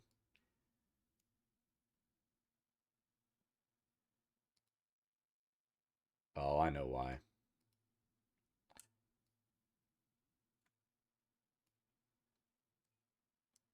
I think.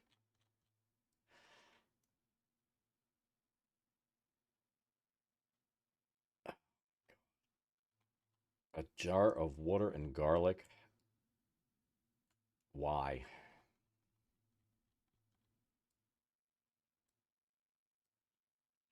Just fucking why?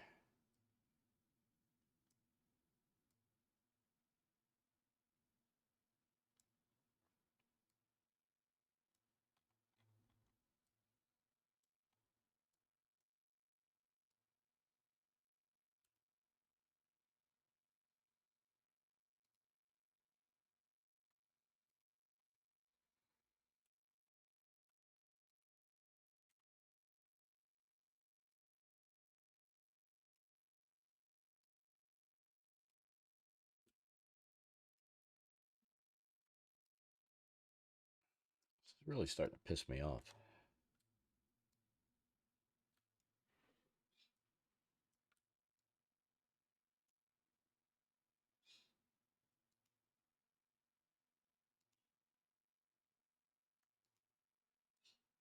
I think if you hold control down from the beginning, that does it. It's just if you put it down after you've started a line, it'll continue from that point.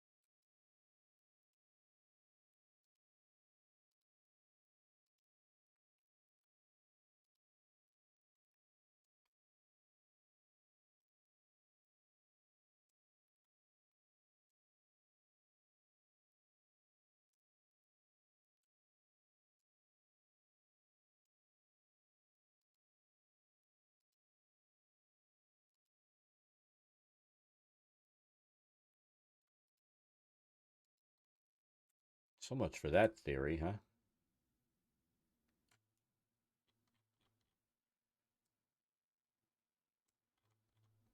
Oh, we didn't fix these walls. What the hairy fucking hell?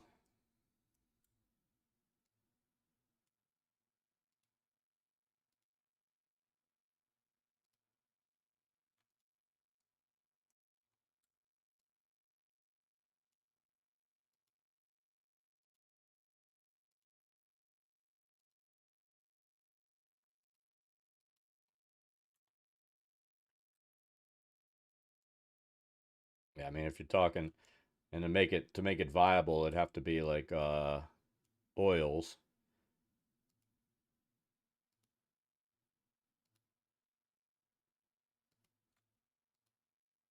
So you're talking like serious cash.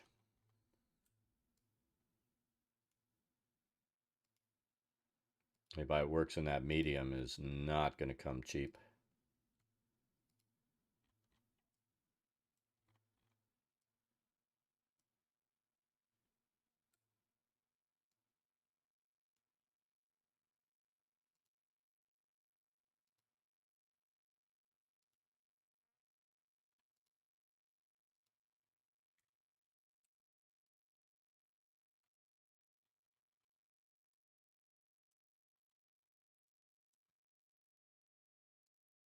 Like several grand per.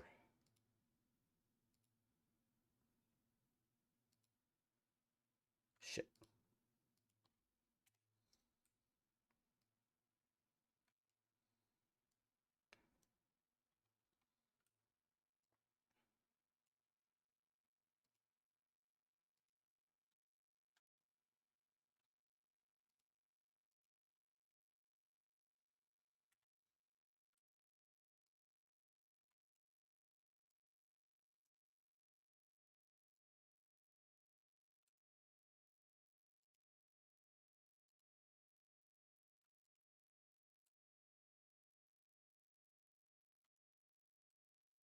Of course, that would also only work if you're never seen in the daylight.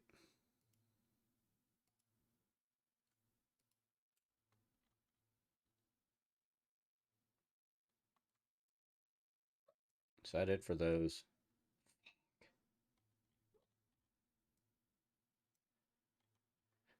Couple things we thought we had done.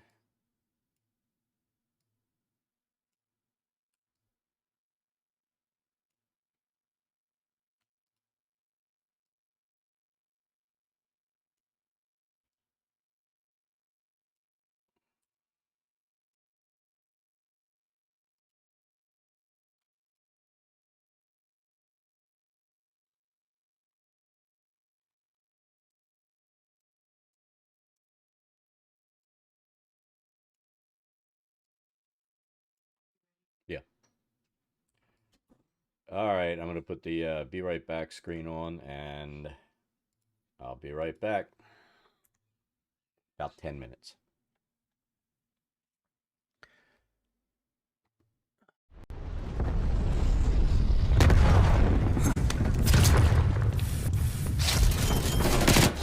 Ah, it was worth it. It was so fucking worth it. Here, let's try it. I like that. Oh shit.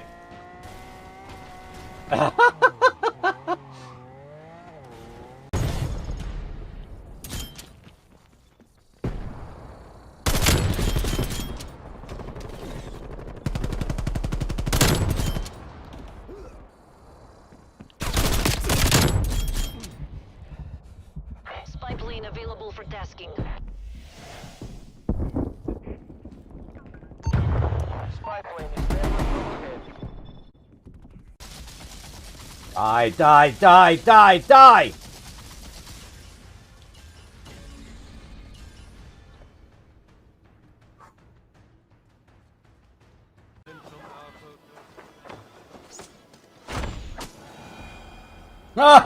We got it to work that time.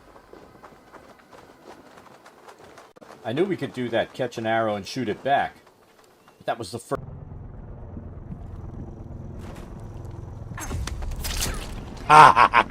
We're full ahead. How'd you fucking feel?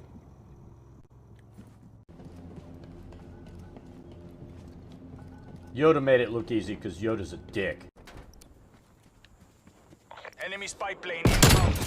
Ah, his head was just popping up. Room in here with the computer and everything running. It's always warm.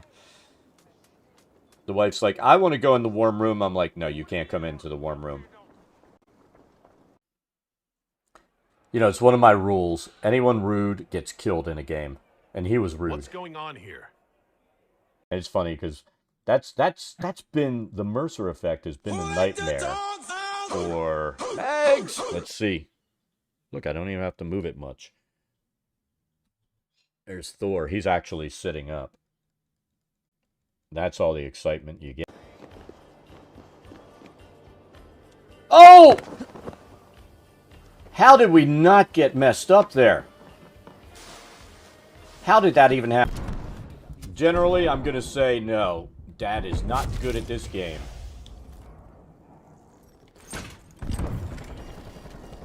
But I still play it. Enemies destroyed. Napalm strike awaiting orders.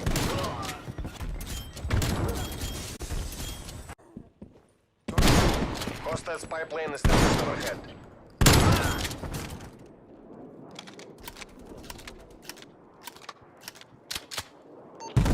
Spy plane commencing surveillance operation.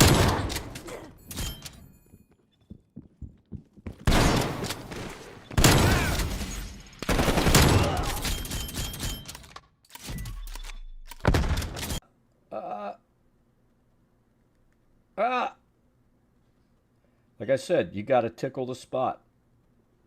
It's like finding the map's G-spot. God damn it. Oh, fuck! Yeah, we need to separate.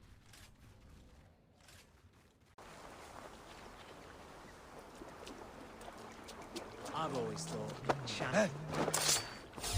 Hold on. You're mine. Oh! Ah.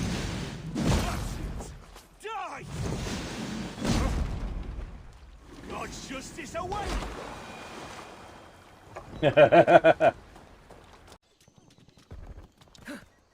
Enemy counter spy plane inbound. Oh my god, we're both reloading!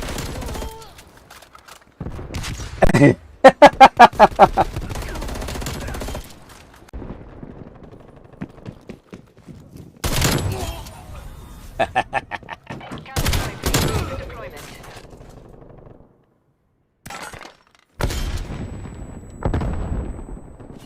They're pissed right now.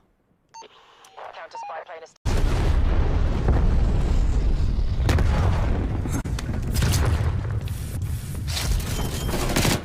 Ah, it was worth Hardpoint is it. secure. It was so fucking worth it. Here, let's try it. I like that. Oh shit.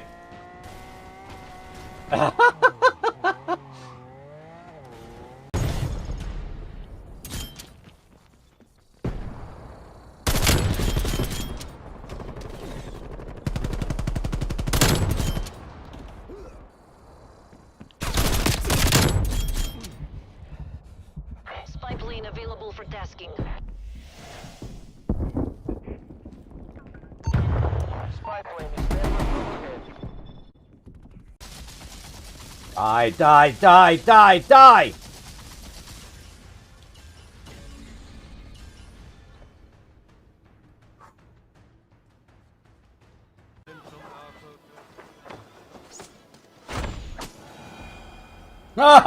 We got it to work that time. I knew we could do that, catch an arrow and shoot it back. But that was the first.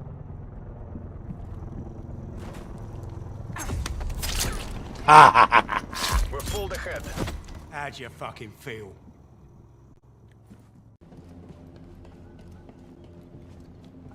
Yoda made it look easy because Yoda's a dick.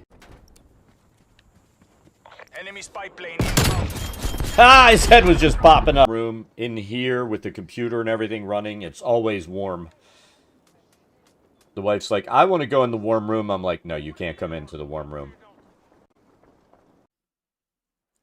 You know, it's one of my rules. Anyone rude gets killed in a game.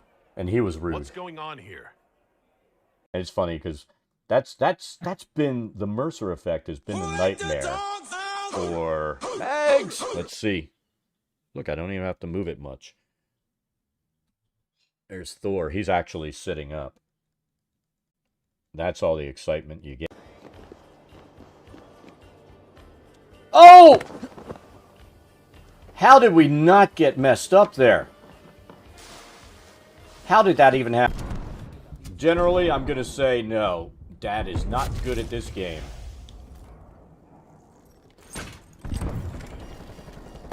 But I still play it. Enemies destroyed. Napalm strike awaiting orders.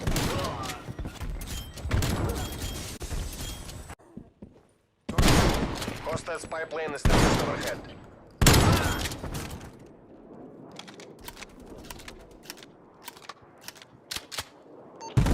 Spy plane commencing surveillance operation.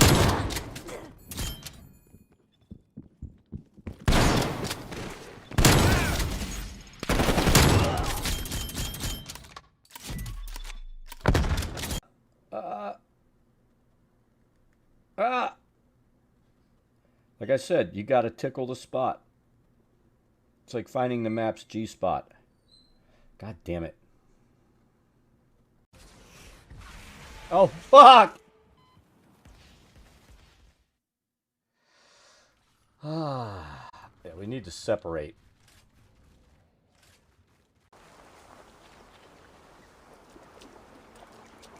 I've always thought champion. Hold on. You're mine. Oh! Ah. That's it. Die! God's justice away!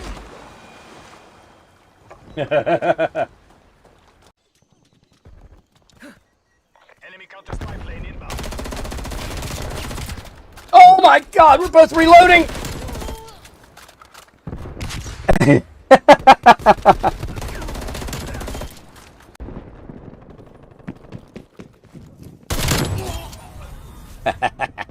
Counter-strike deployment.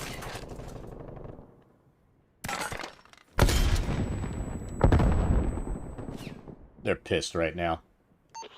Counter spy plane is.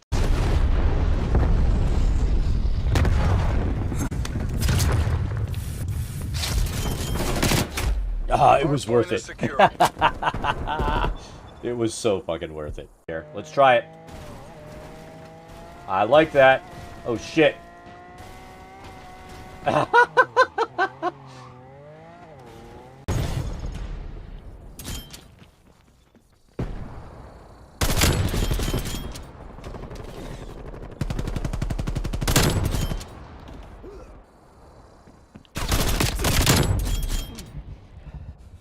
Spy plane available for tasking.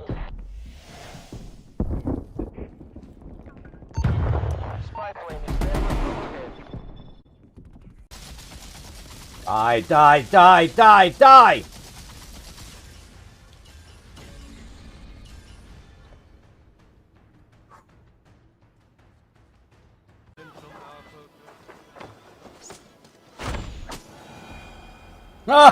We got it to work that time. I knew we could do that, catch an arrow and shoot it back. But that was the first.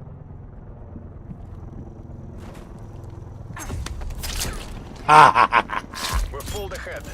How'd you fucking feel?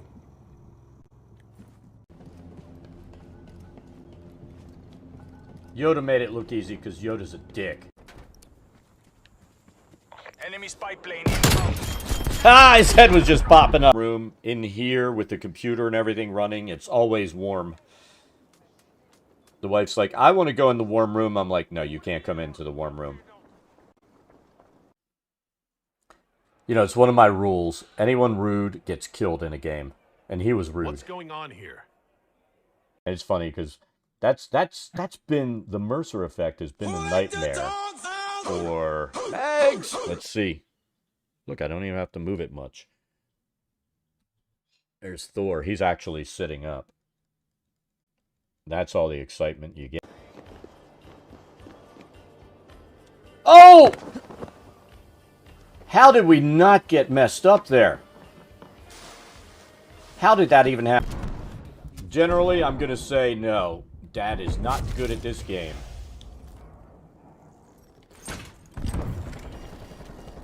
But I still play it. Enemies destroyed. Napalm strike awaiting orders.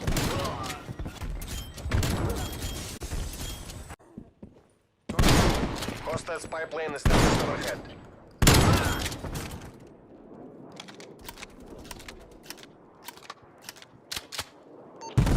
Spy plane commencing surveillance operation.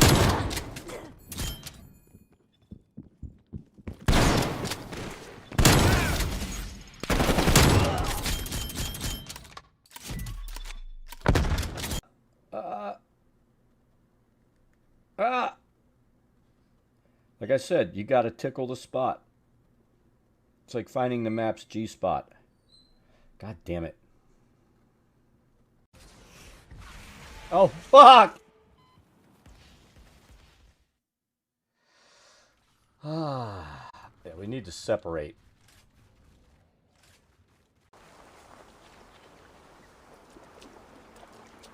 I've always thought champion. Hold on. You're mine. Oh! Ah. That's it. Die! God's justice away!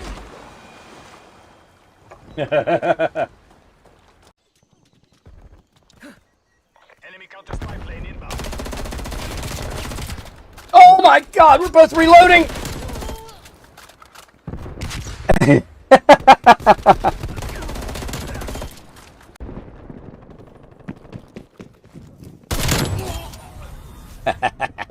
Counter-strike plane deployment.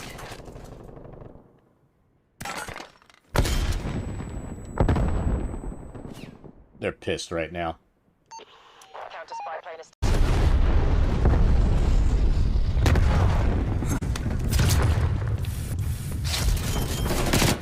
Ah, it was worth Hardpoint is it. secure. It was so fucking worth it. Here, let's try it. I like that. Oh shit.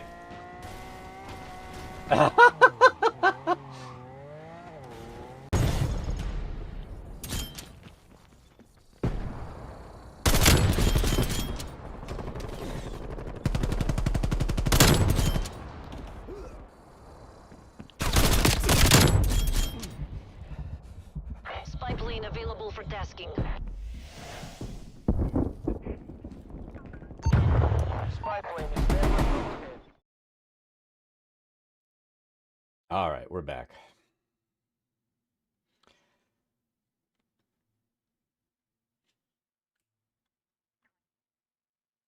So we're going to try to get the rest of this done as quick as possible. Then I'm probably going to take about a 15-minute break, set up fresh stream for the game, and eat something. But we have to finish this first. Let's see.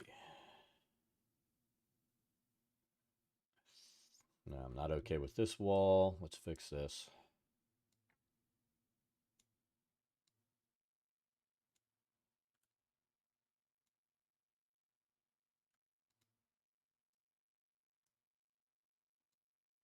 It's like we keep seeing these little places.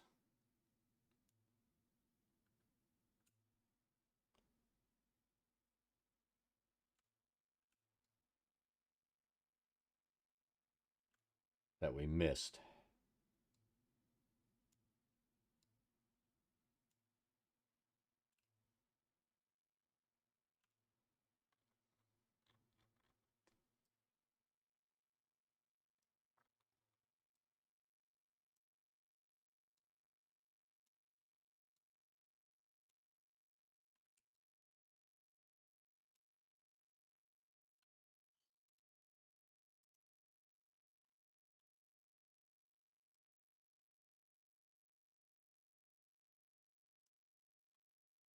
All right.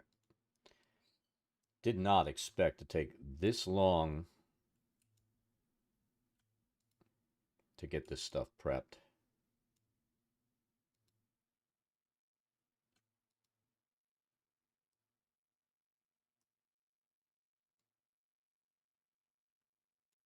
I mean, I should have.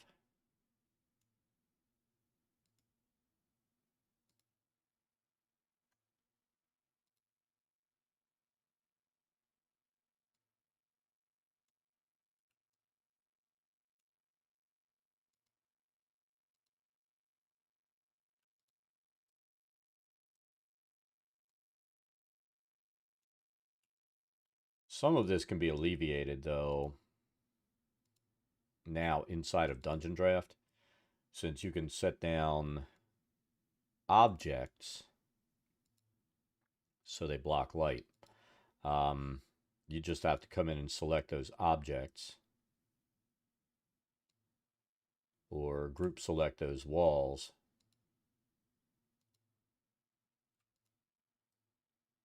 and change them to terrain walls.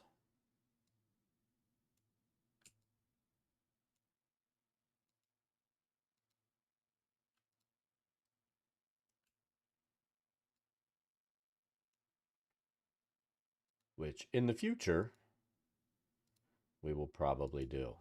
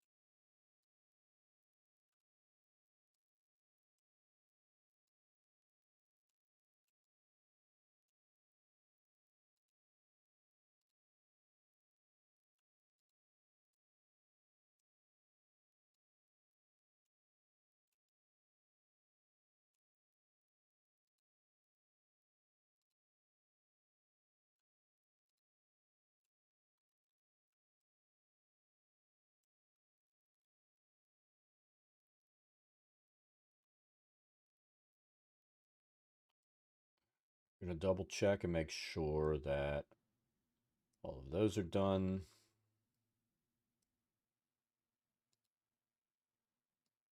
Then we can come in and start populating this map and have it fully ready.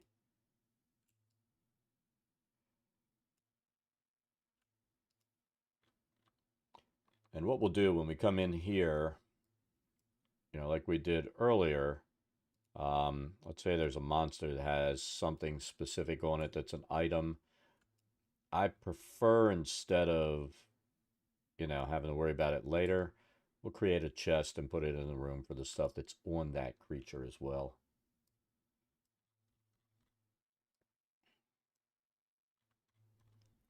So I think there's 17 areas. We can't say rooms. There's 17 areas to populate.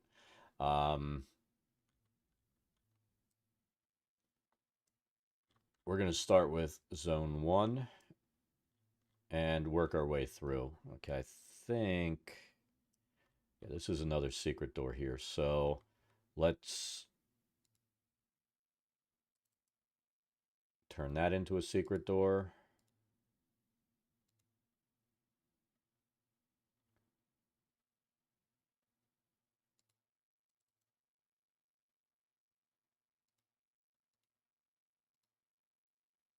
So that's a secret door. Damn it. You know, the little stuff like this is just going to bother me.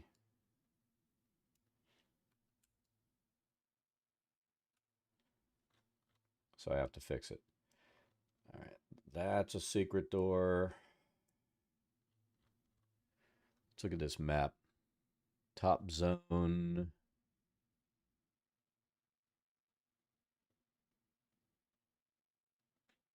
I think we need to put a few map markers on here too.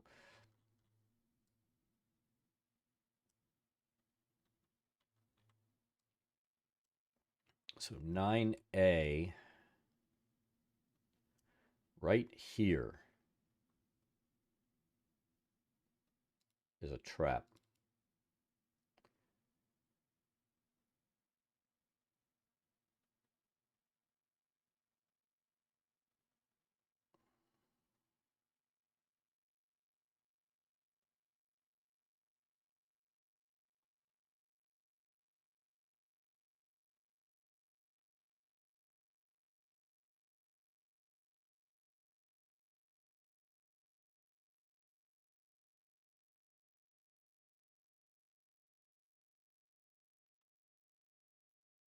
That's really not a trap. That's a troll that's invisible. So we'll need to put that there. Usually, you know, these maps will have a T on there, and it just means there's a trap. We're going to have to do some lighting effects in 7D. Let's go ahead and take care of this.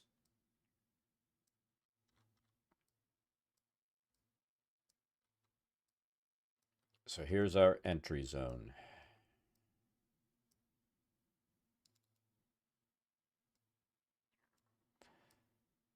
So we need a Drow Elite Warrior.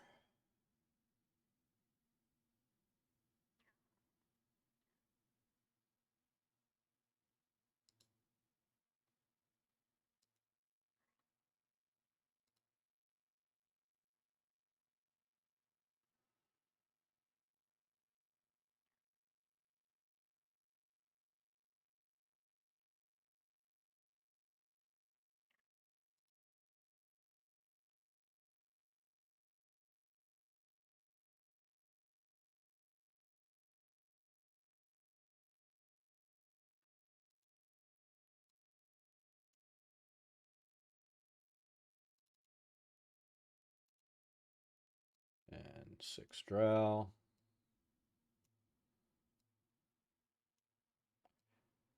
And that's one nice thing. We can draw these right in here. So there's 6 Drow and the Drow Elite. We can pull it right off of the description. It did say something about treasure, didn't it? So we'll create a treasure box. We'll put it here, right next to the marker. There we go. My double clicking was lacking right there. We need 2 of those. We'll get rid of that.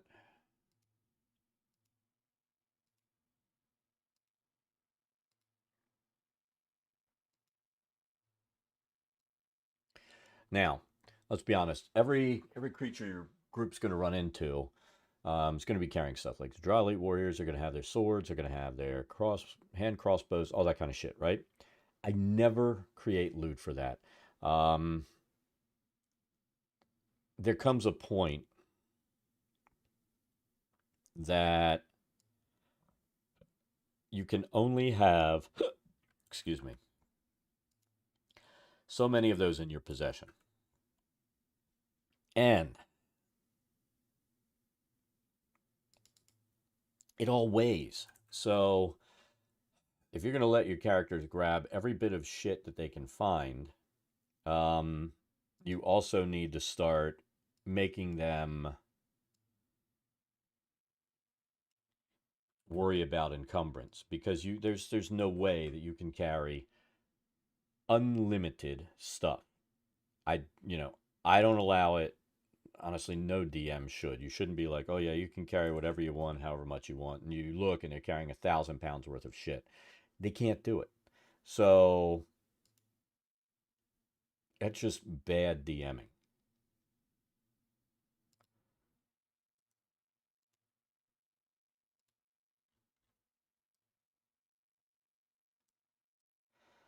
All right, what's here in 2A?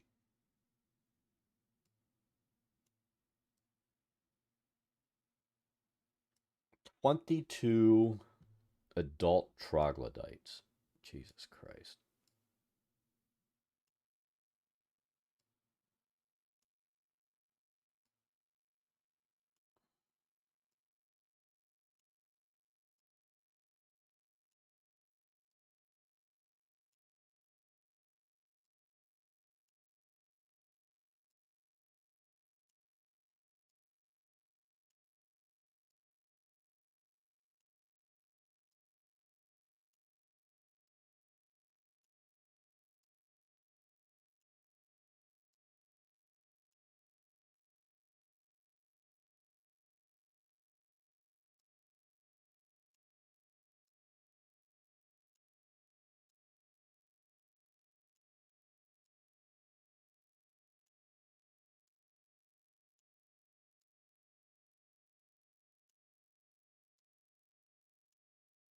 22.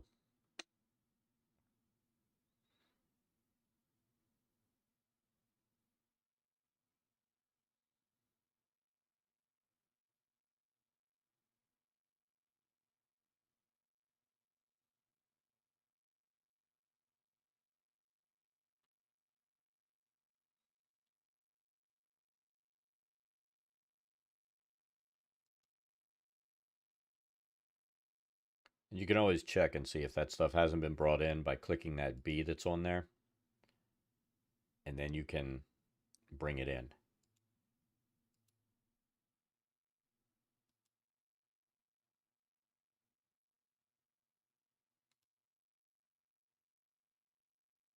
So like here, it's up to date. We don't need to bring that guy in.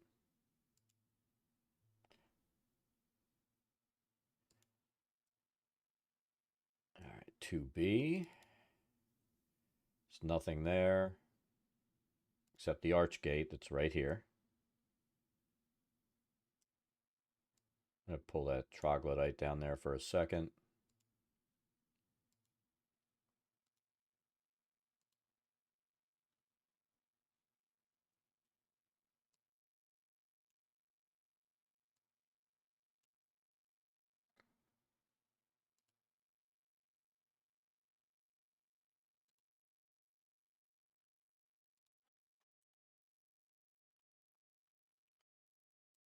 To C.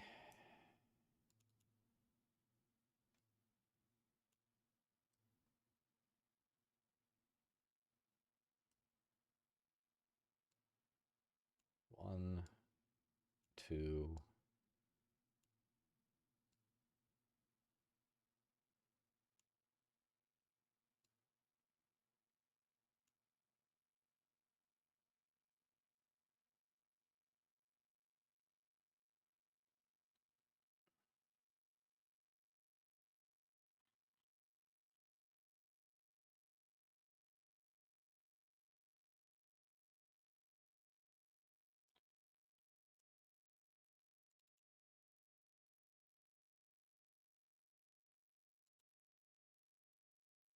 Yeah, he's just a drow mage. So we're not going to, no, we're just going to pull the drow mage in. And watch. Drow mage. We can give him a name if we really want to.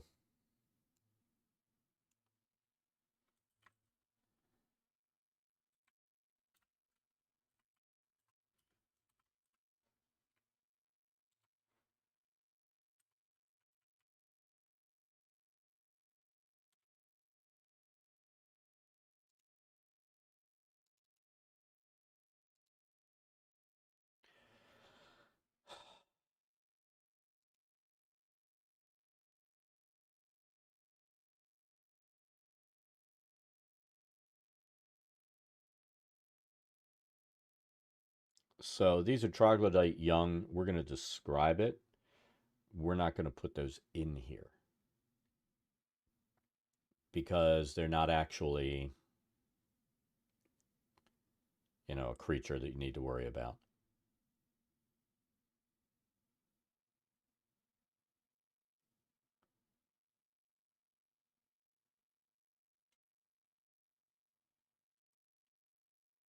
And that's a role play thing.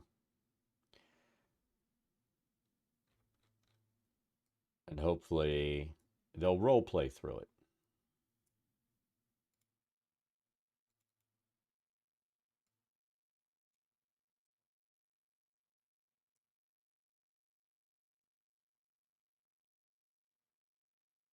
All right, so this is a troll, but it needs to look like a gnome. So this is what we're going to do.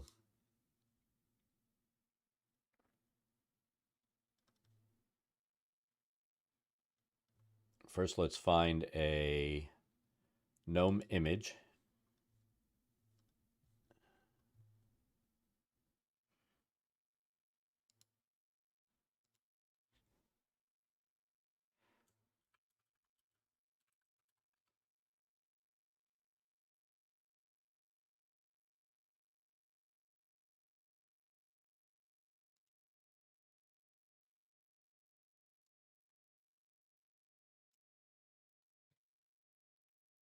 I don't really think we need...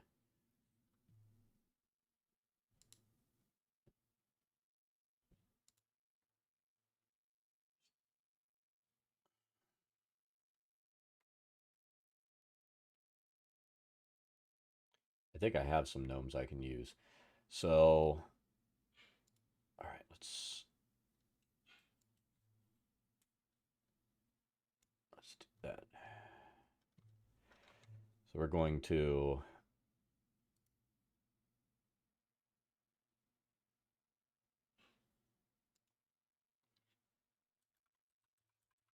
Zlorp is his name.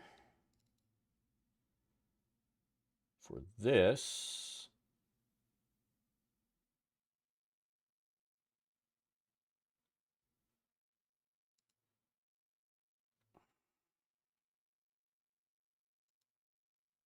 so we have a folder here that has, I got to remember where they are.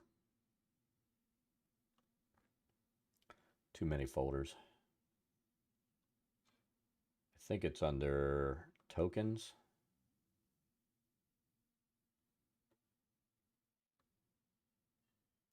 My tokens.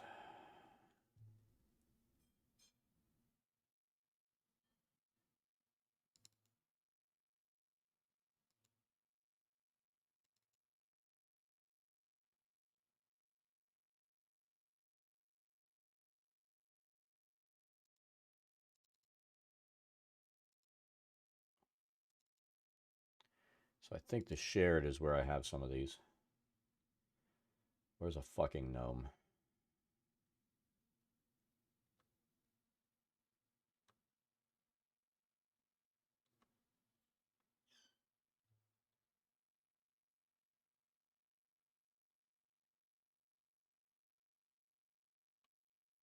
Watch me not have one.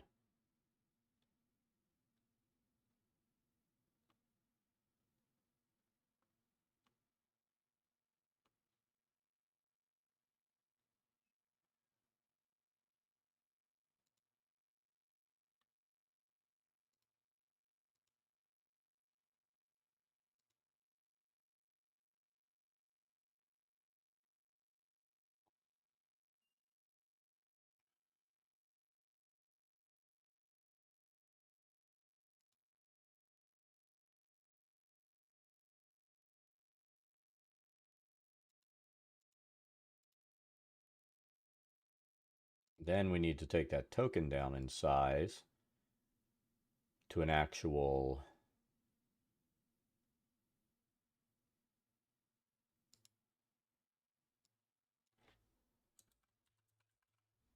We want to change the token name. That way they're not seeing troll. We'll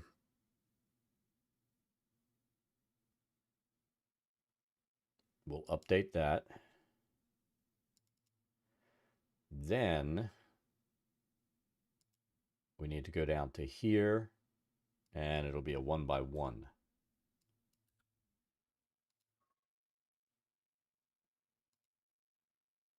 And there it is. The happy little gnome eating corpses.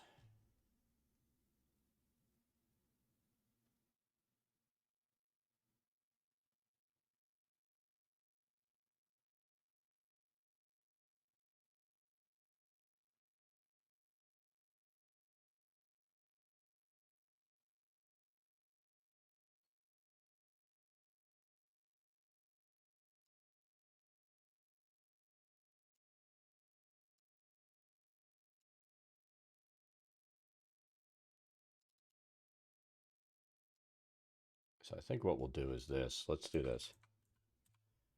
So this LORP.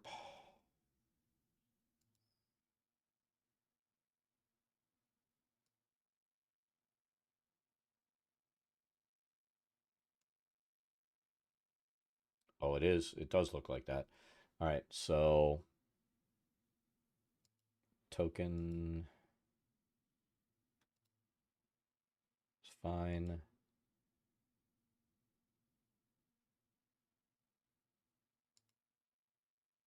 I didn't read the deep gnome thing.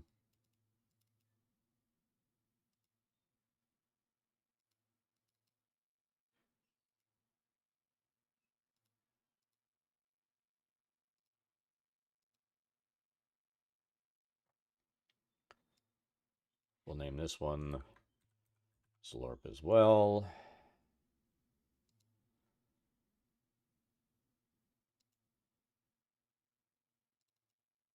And then, good thing we didn't mess with this, right? If they kill Zlorp, he'll revert to his actual forms. We need this hidden.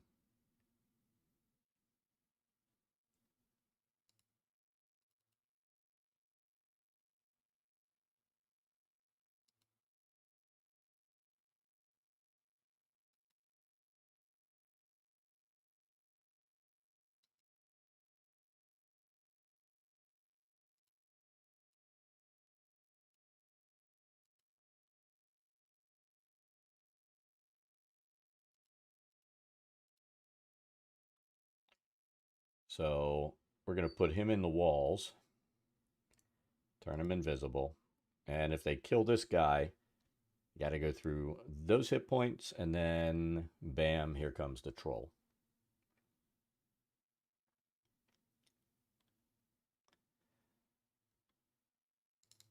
So 3.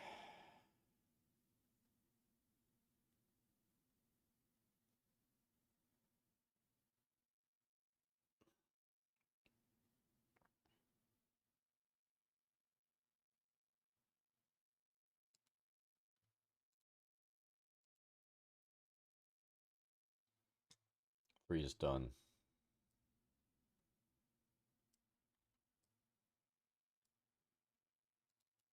4.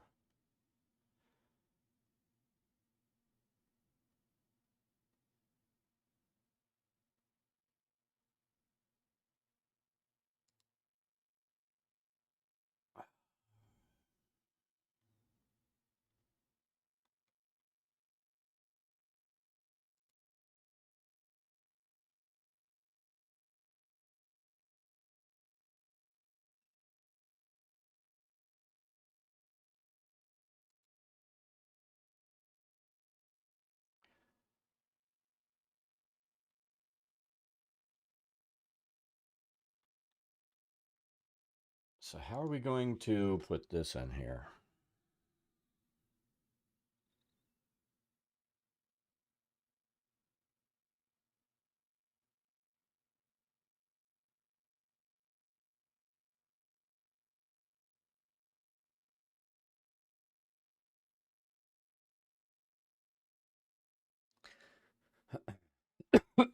Five arms and one leg.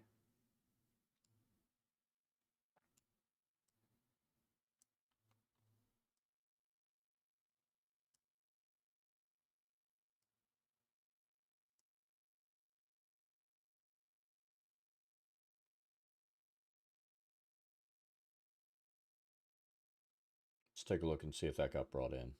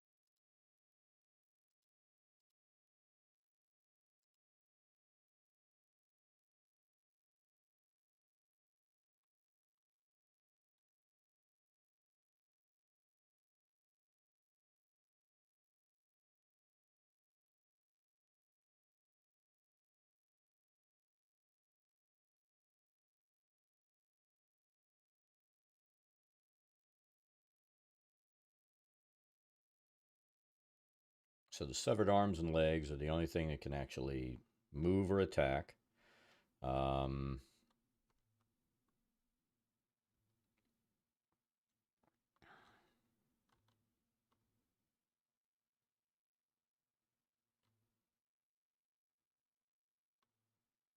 We're just going to have to roll with it, literally.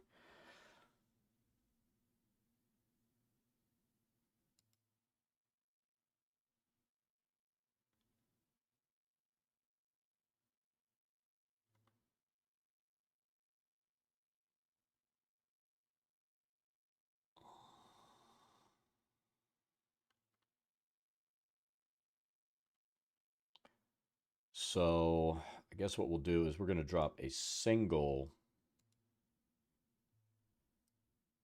troll variant in there.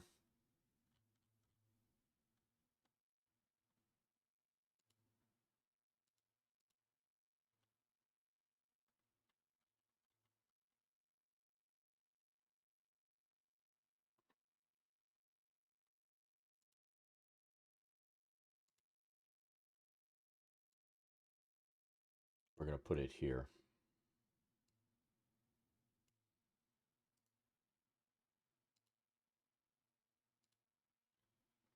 And then we'll use that to roll our stats for the attacks.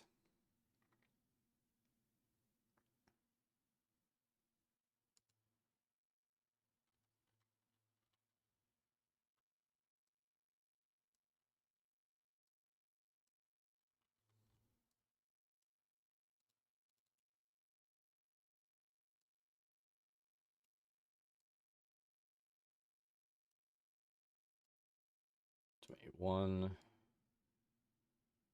2,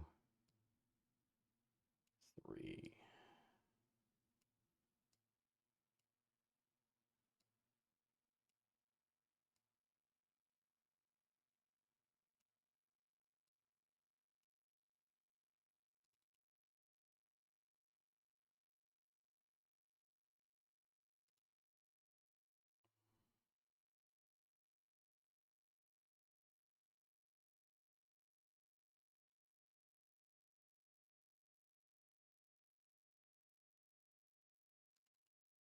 So this has 44 hit points.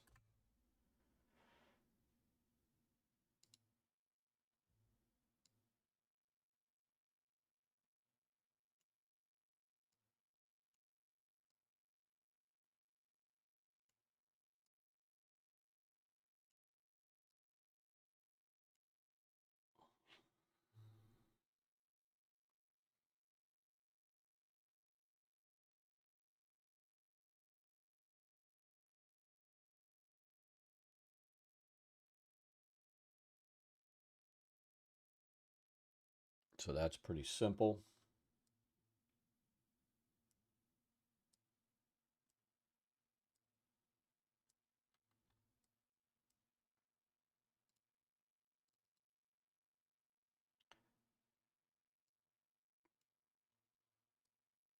So this area is all piercers. 26 of those little bastards.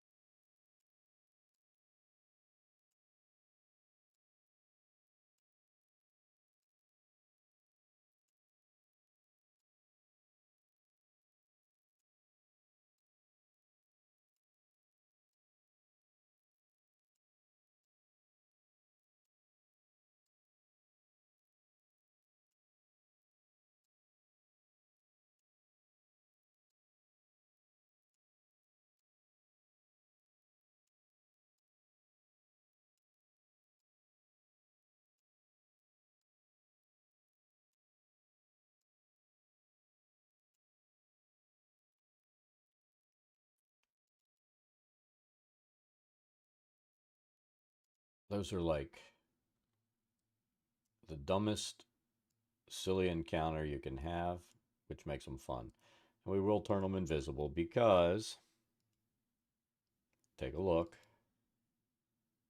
false appearance. They are hanging on the ceiling, waiting for something to walk underneath. Ceilings in here are all like 30 feet high. Nobody ever looks up. It's going to fall and land on their head. And then slowly work its way back up.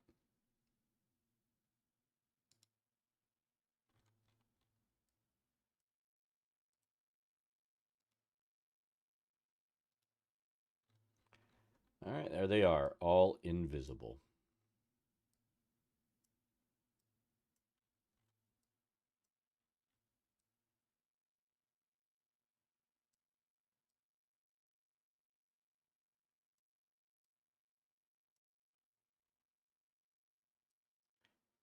Area 7.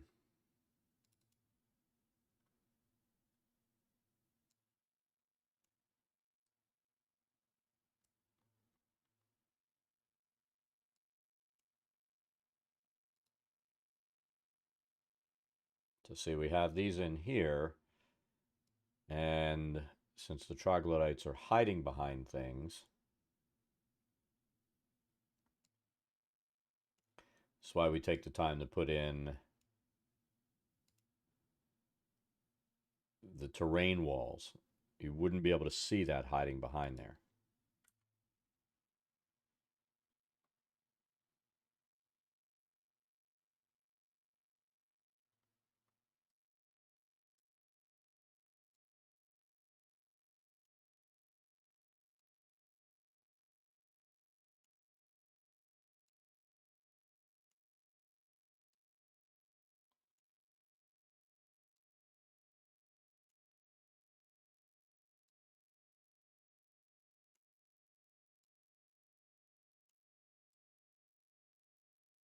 So there's 8.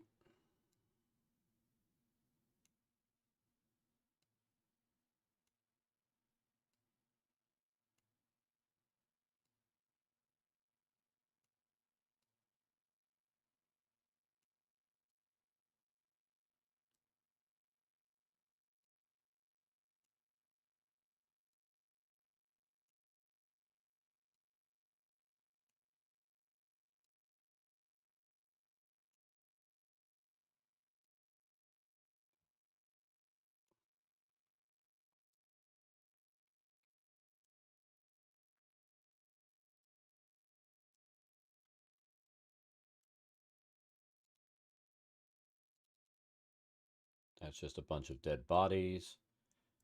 7C.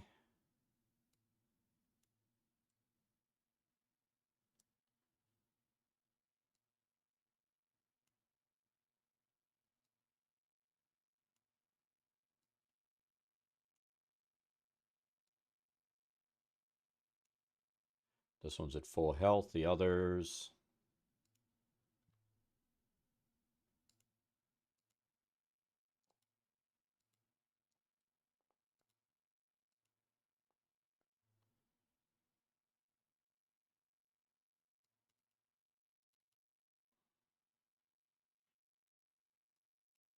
have reduced hit points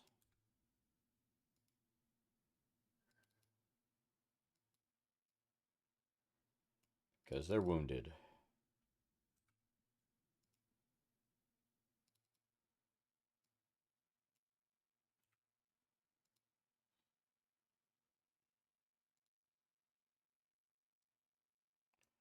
All right, this is where we need to add some lighting effects.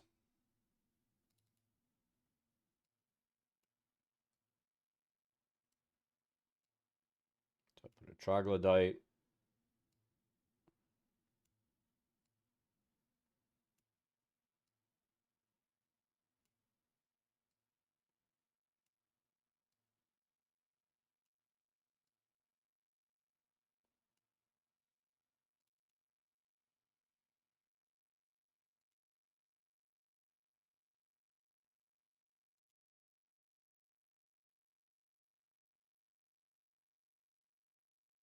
Now, we'll look at this.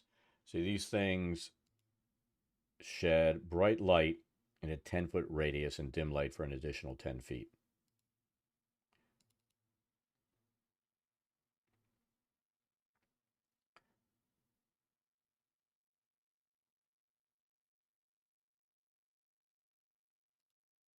And I think the best way to do this is going to be this.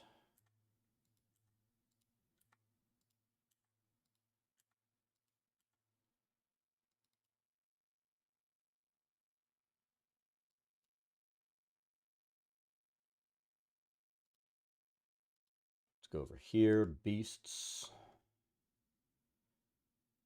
giant fire beetle. And we're going to fix this on here. So we'll look at tokens, vision. It sheds bright light for 10 feet, right? And dim light for 20. It'll overlap and it's fine. Update token. Now watch. And you can see when we dropped it, that light just kind of turned on.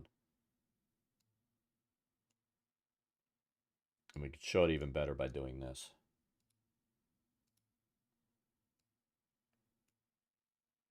So what I did the last time is I set it up so that the room gave off light, but they give off light. So that's your best bet, is to, you know, put these things in here.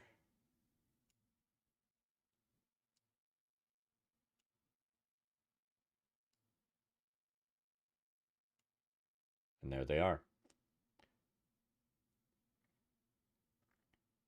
And if we really wanted to change it, we could color the light, all that kind of stuff, but it doesn't really say that, so we're just going to leave it as they give off light.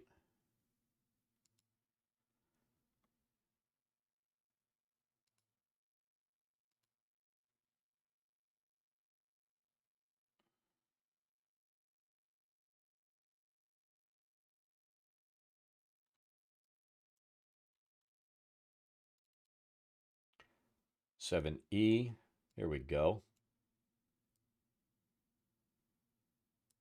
There's actually treasure in here.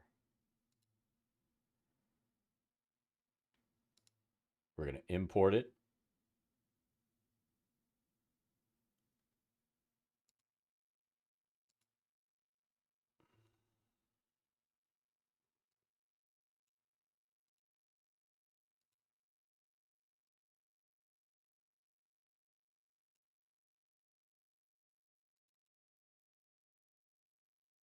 That'll be under items.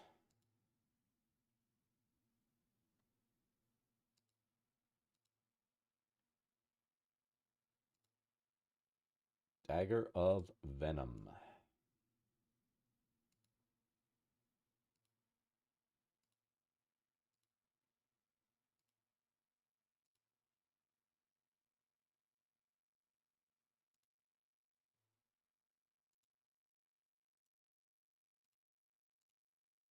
Done.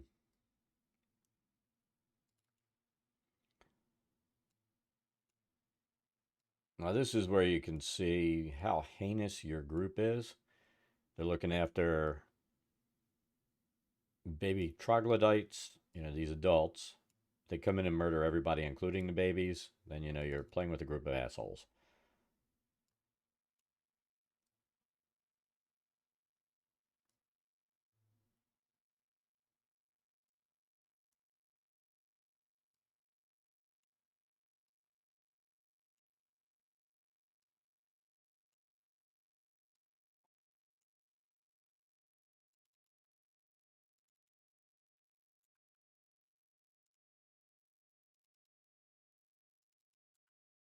(83).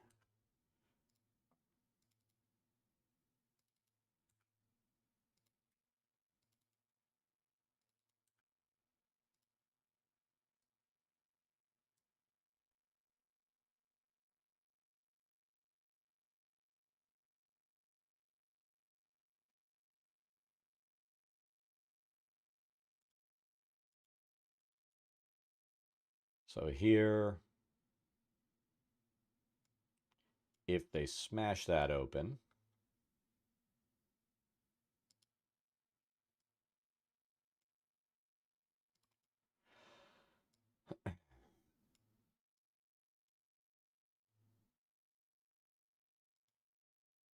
$50 Malachites.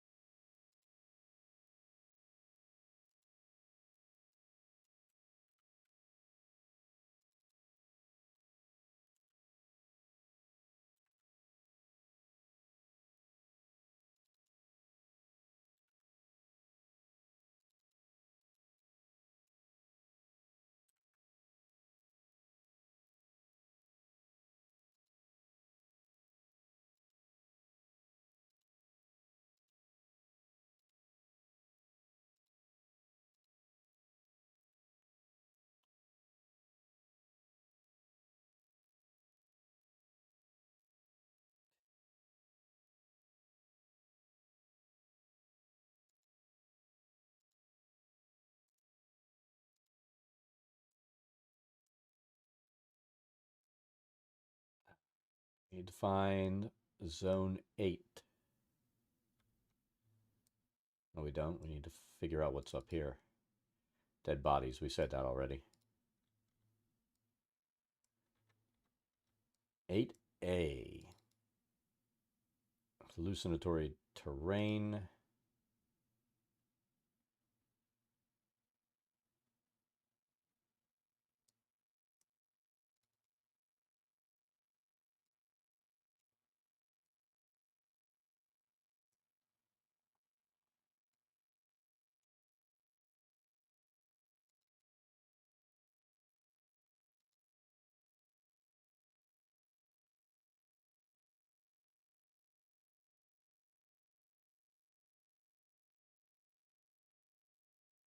Oh, wow. So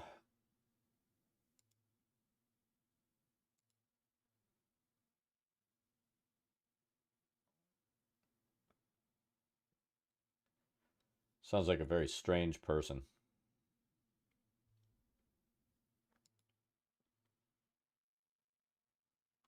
I think what I'm going to do is create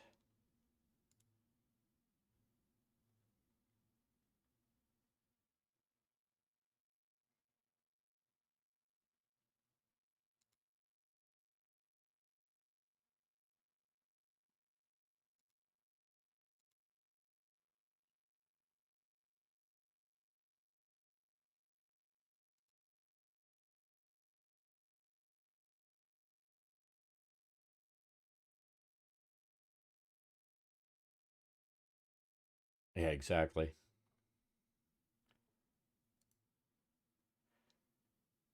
So we're going to duplicate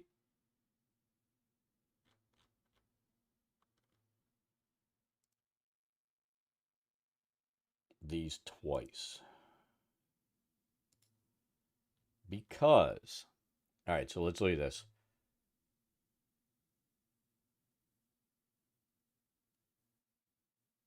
So they're warriors and wizards.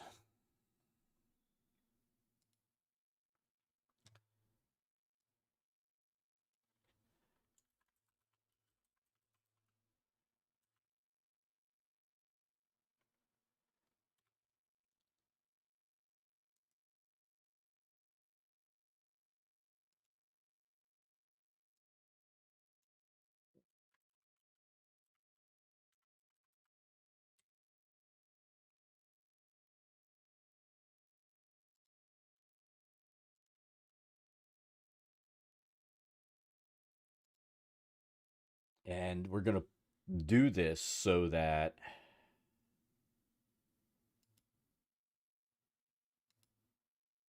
they look like what they're supposed to look like.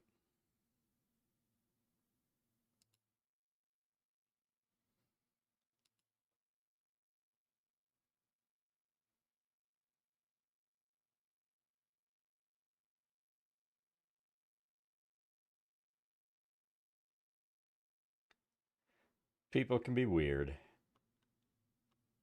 So let's see, my tokens.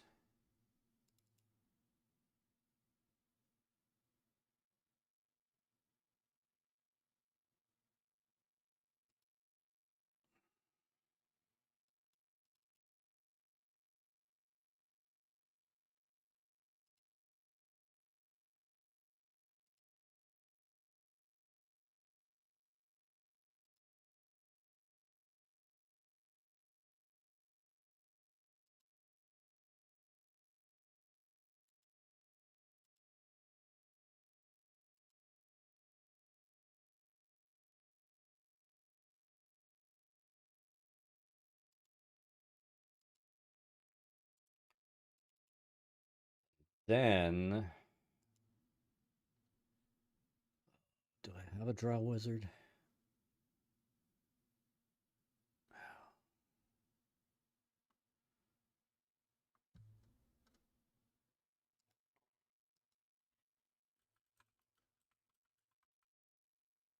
Wizrad, that really works.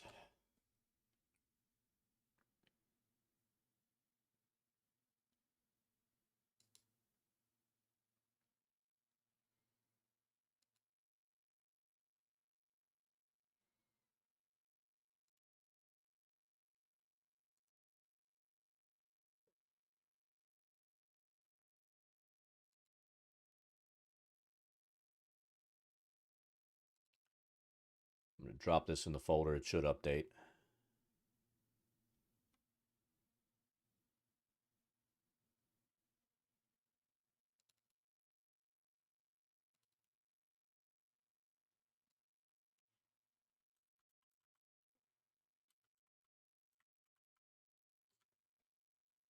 There it is.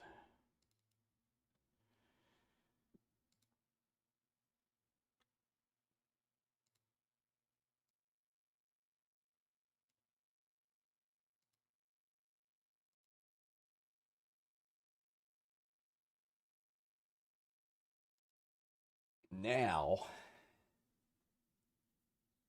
let's pull these in.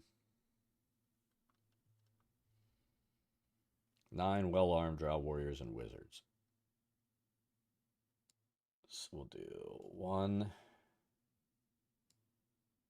2.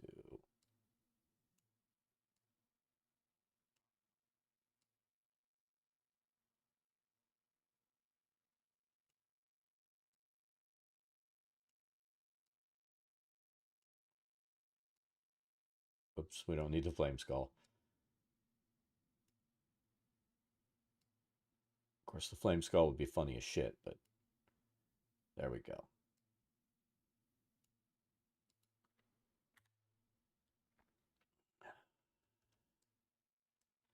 So they're going to walk in there and be like, oh, God. And then they're going to be like, what the fuck?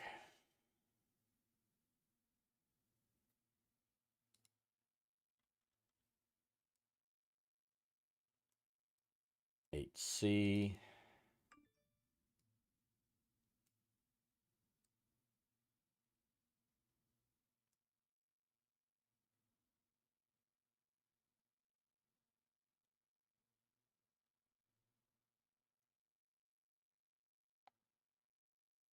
Oral spell book. Where is oral, though?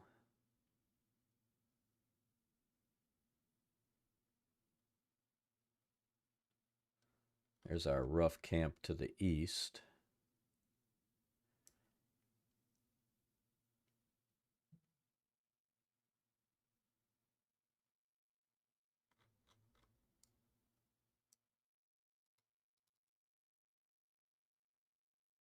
So he's just a drow mage.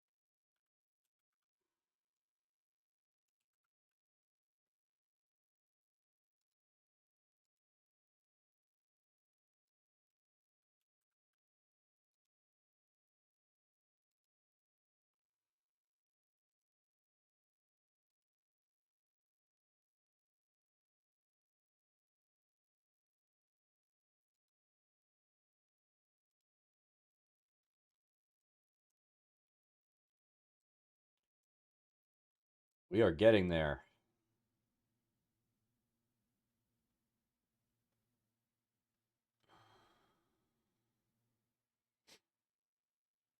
Not the one who dated a hippie who lives in a bus and was shocked when he said he wasn't ready to settle down.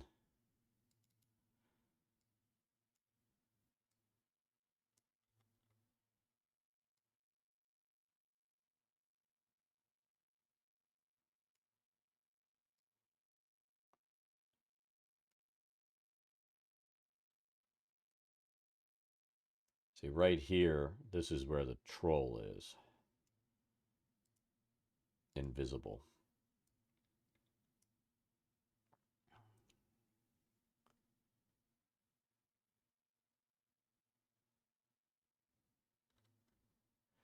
Your secret crush.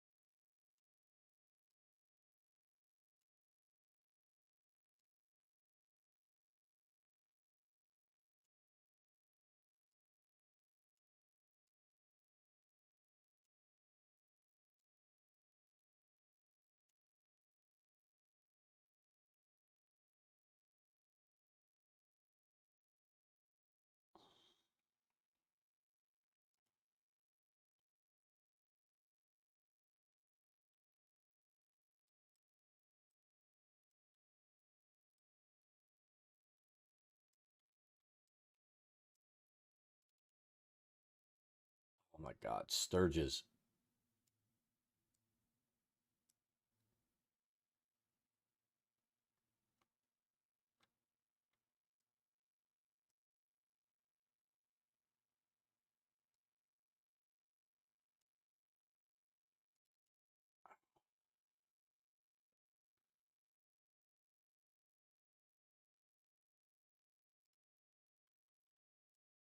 Here's the problem. I mean, these things should really be... Can we do 0.5?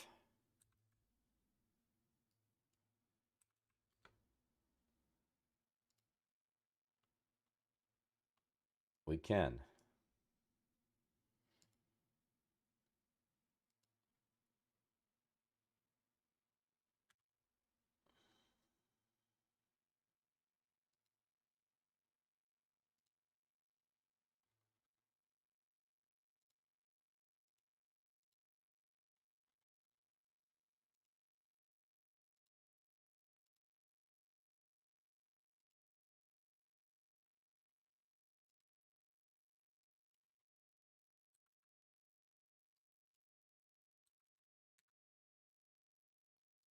See if that automatically sets them.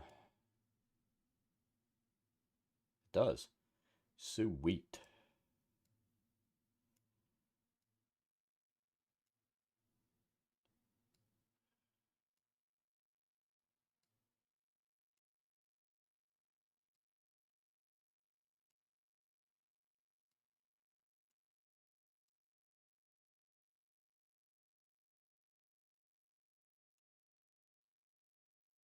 How many? 13?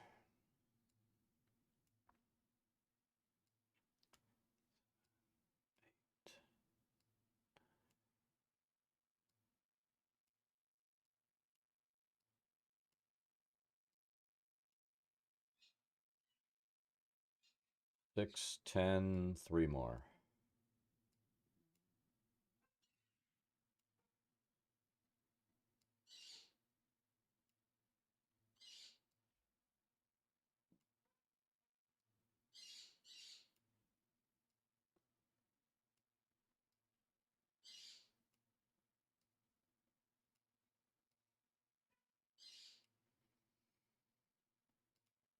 All right, let's select them all.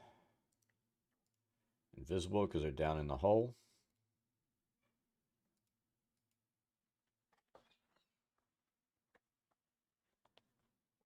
Employee get to look at me.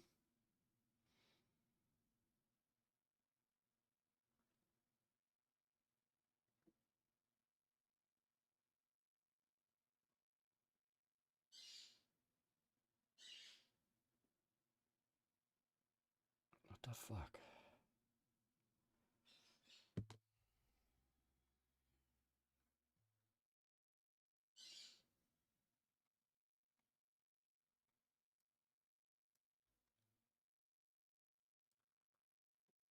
There's 10A. Where's 10B? What am I missing here?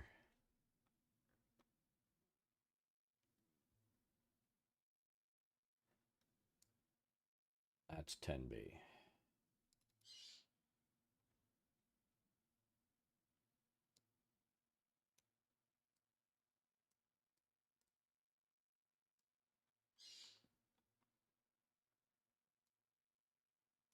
Troll.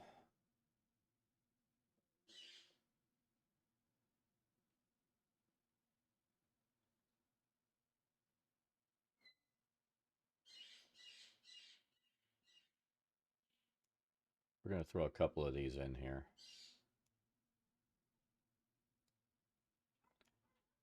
Every time they burst a boil on this troll, wasps are going to come out. So we're going to throw those there. And then we can just pull them right in.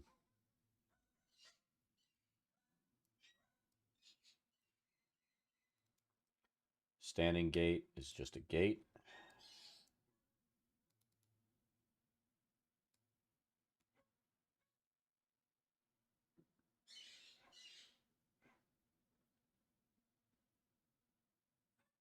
Trolls and chickens. That's hilarious.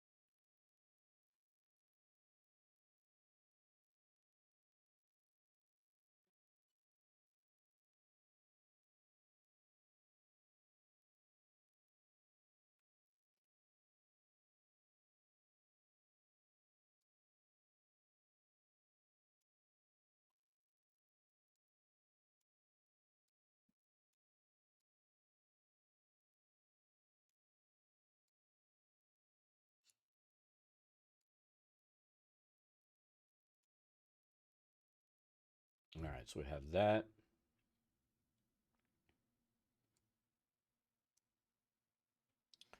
And down here, 15 drow.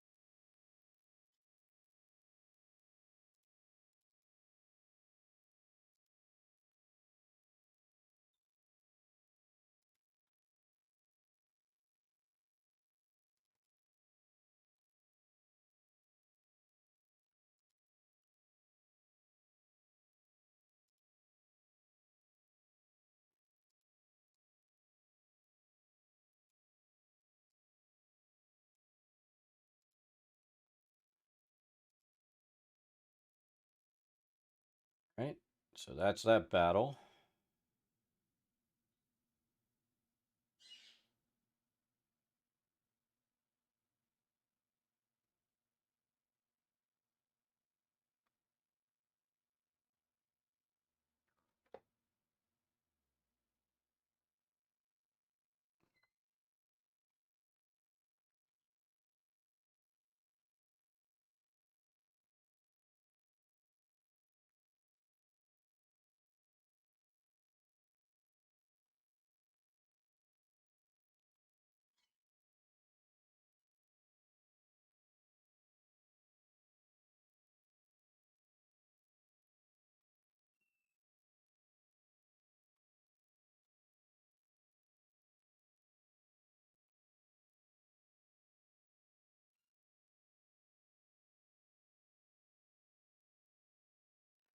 All right, so there's that battle.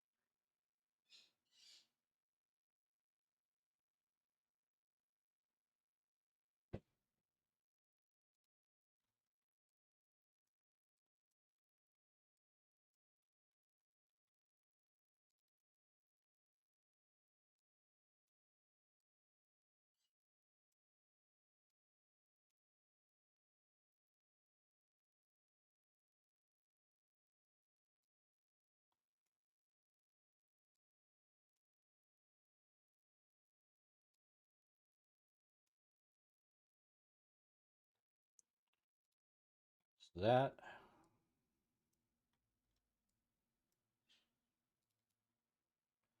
Just filth. Troll.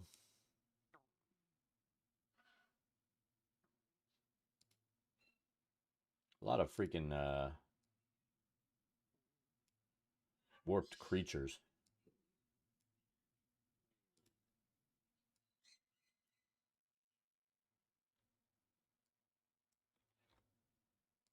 Just the Archgate. Look at this, we're almost done.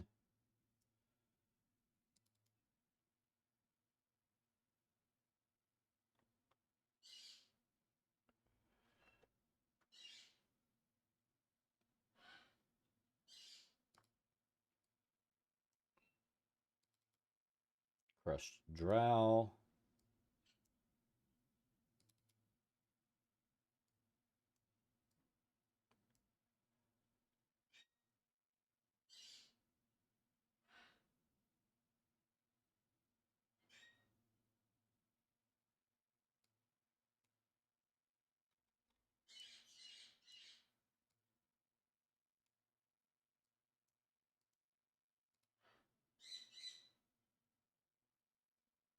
It's there.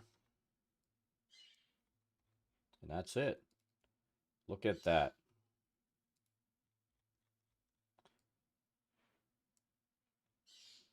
So there's plenty of action in this level.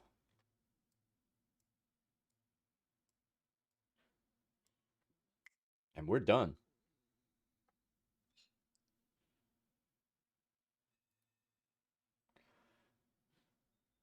If all goes the way it should, there shouldn't be that much fighting happening. But we'll see what happens, how the party turns and what goes down in here.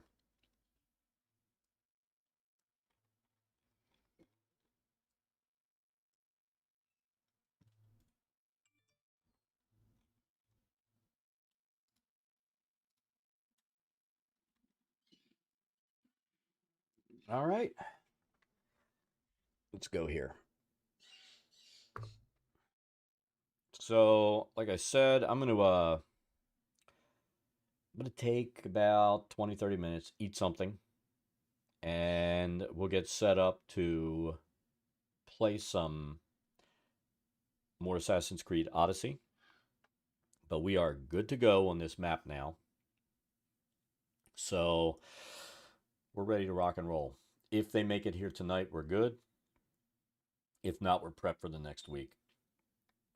Some of these levels should go pretty quick.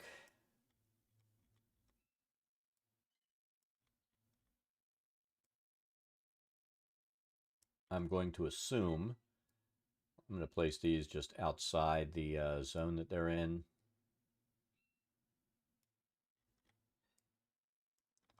And the players can't see this, but I'm placing them outside, you know, for my sake. So when they move in there,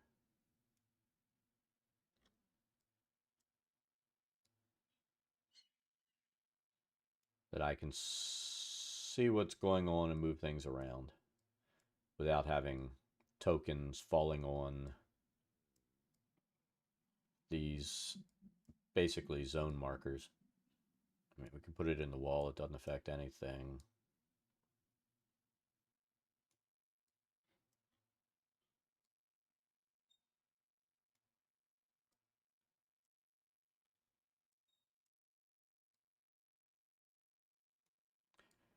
So this whole zone is just a battle between drow houses.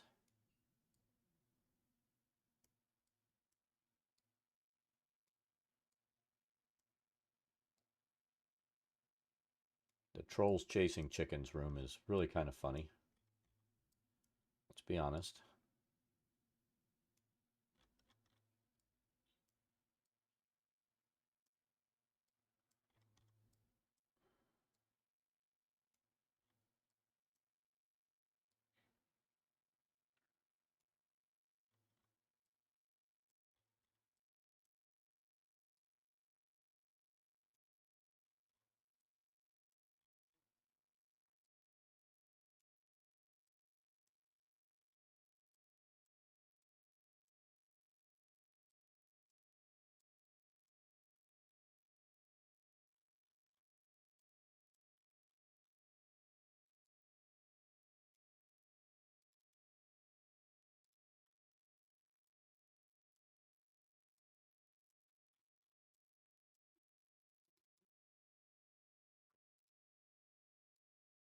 If we could, let's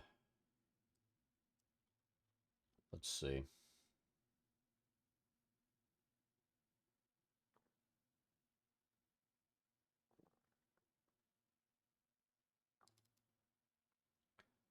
Lightning flashes. If they're there, sporadic flashes of blue-white light appear in the tunnel leading to that area.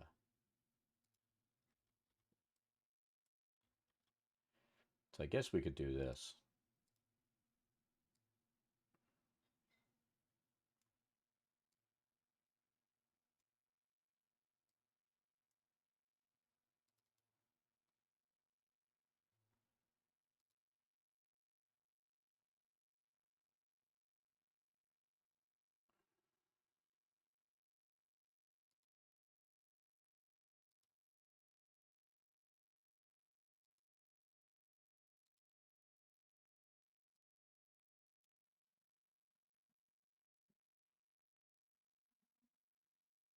stomach is really...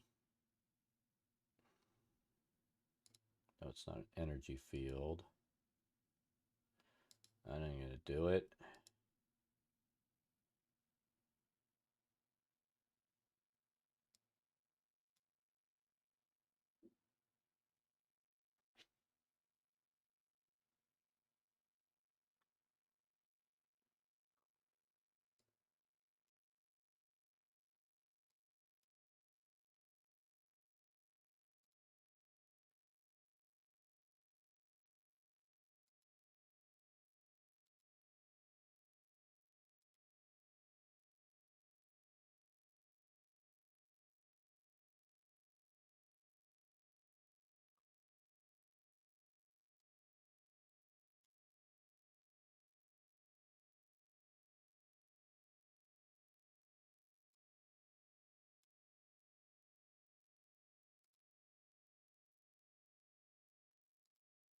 Let's see what the pulse does. And I want to turn this off.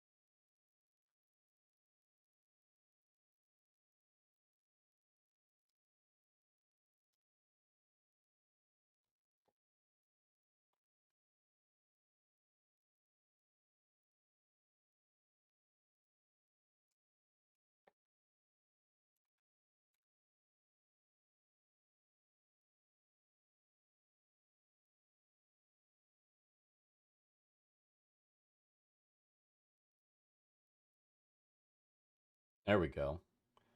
We'll have that pulsing like that.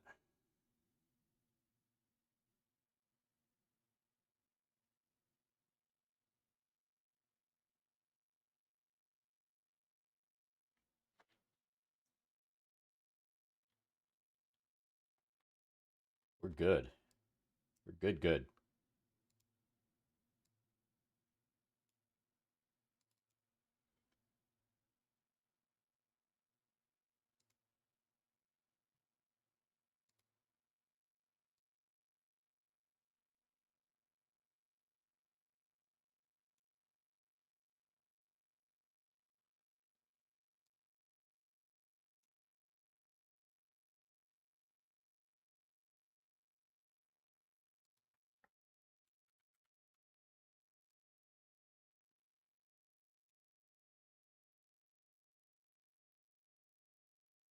And we'll turn those off once they actually get in there.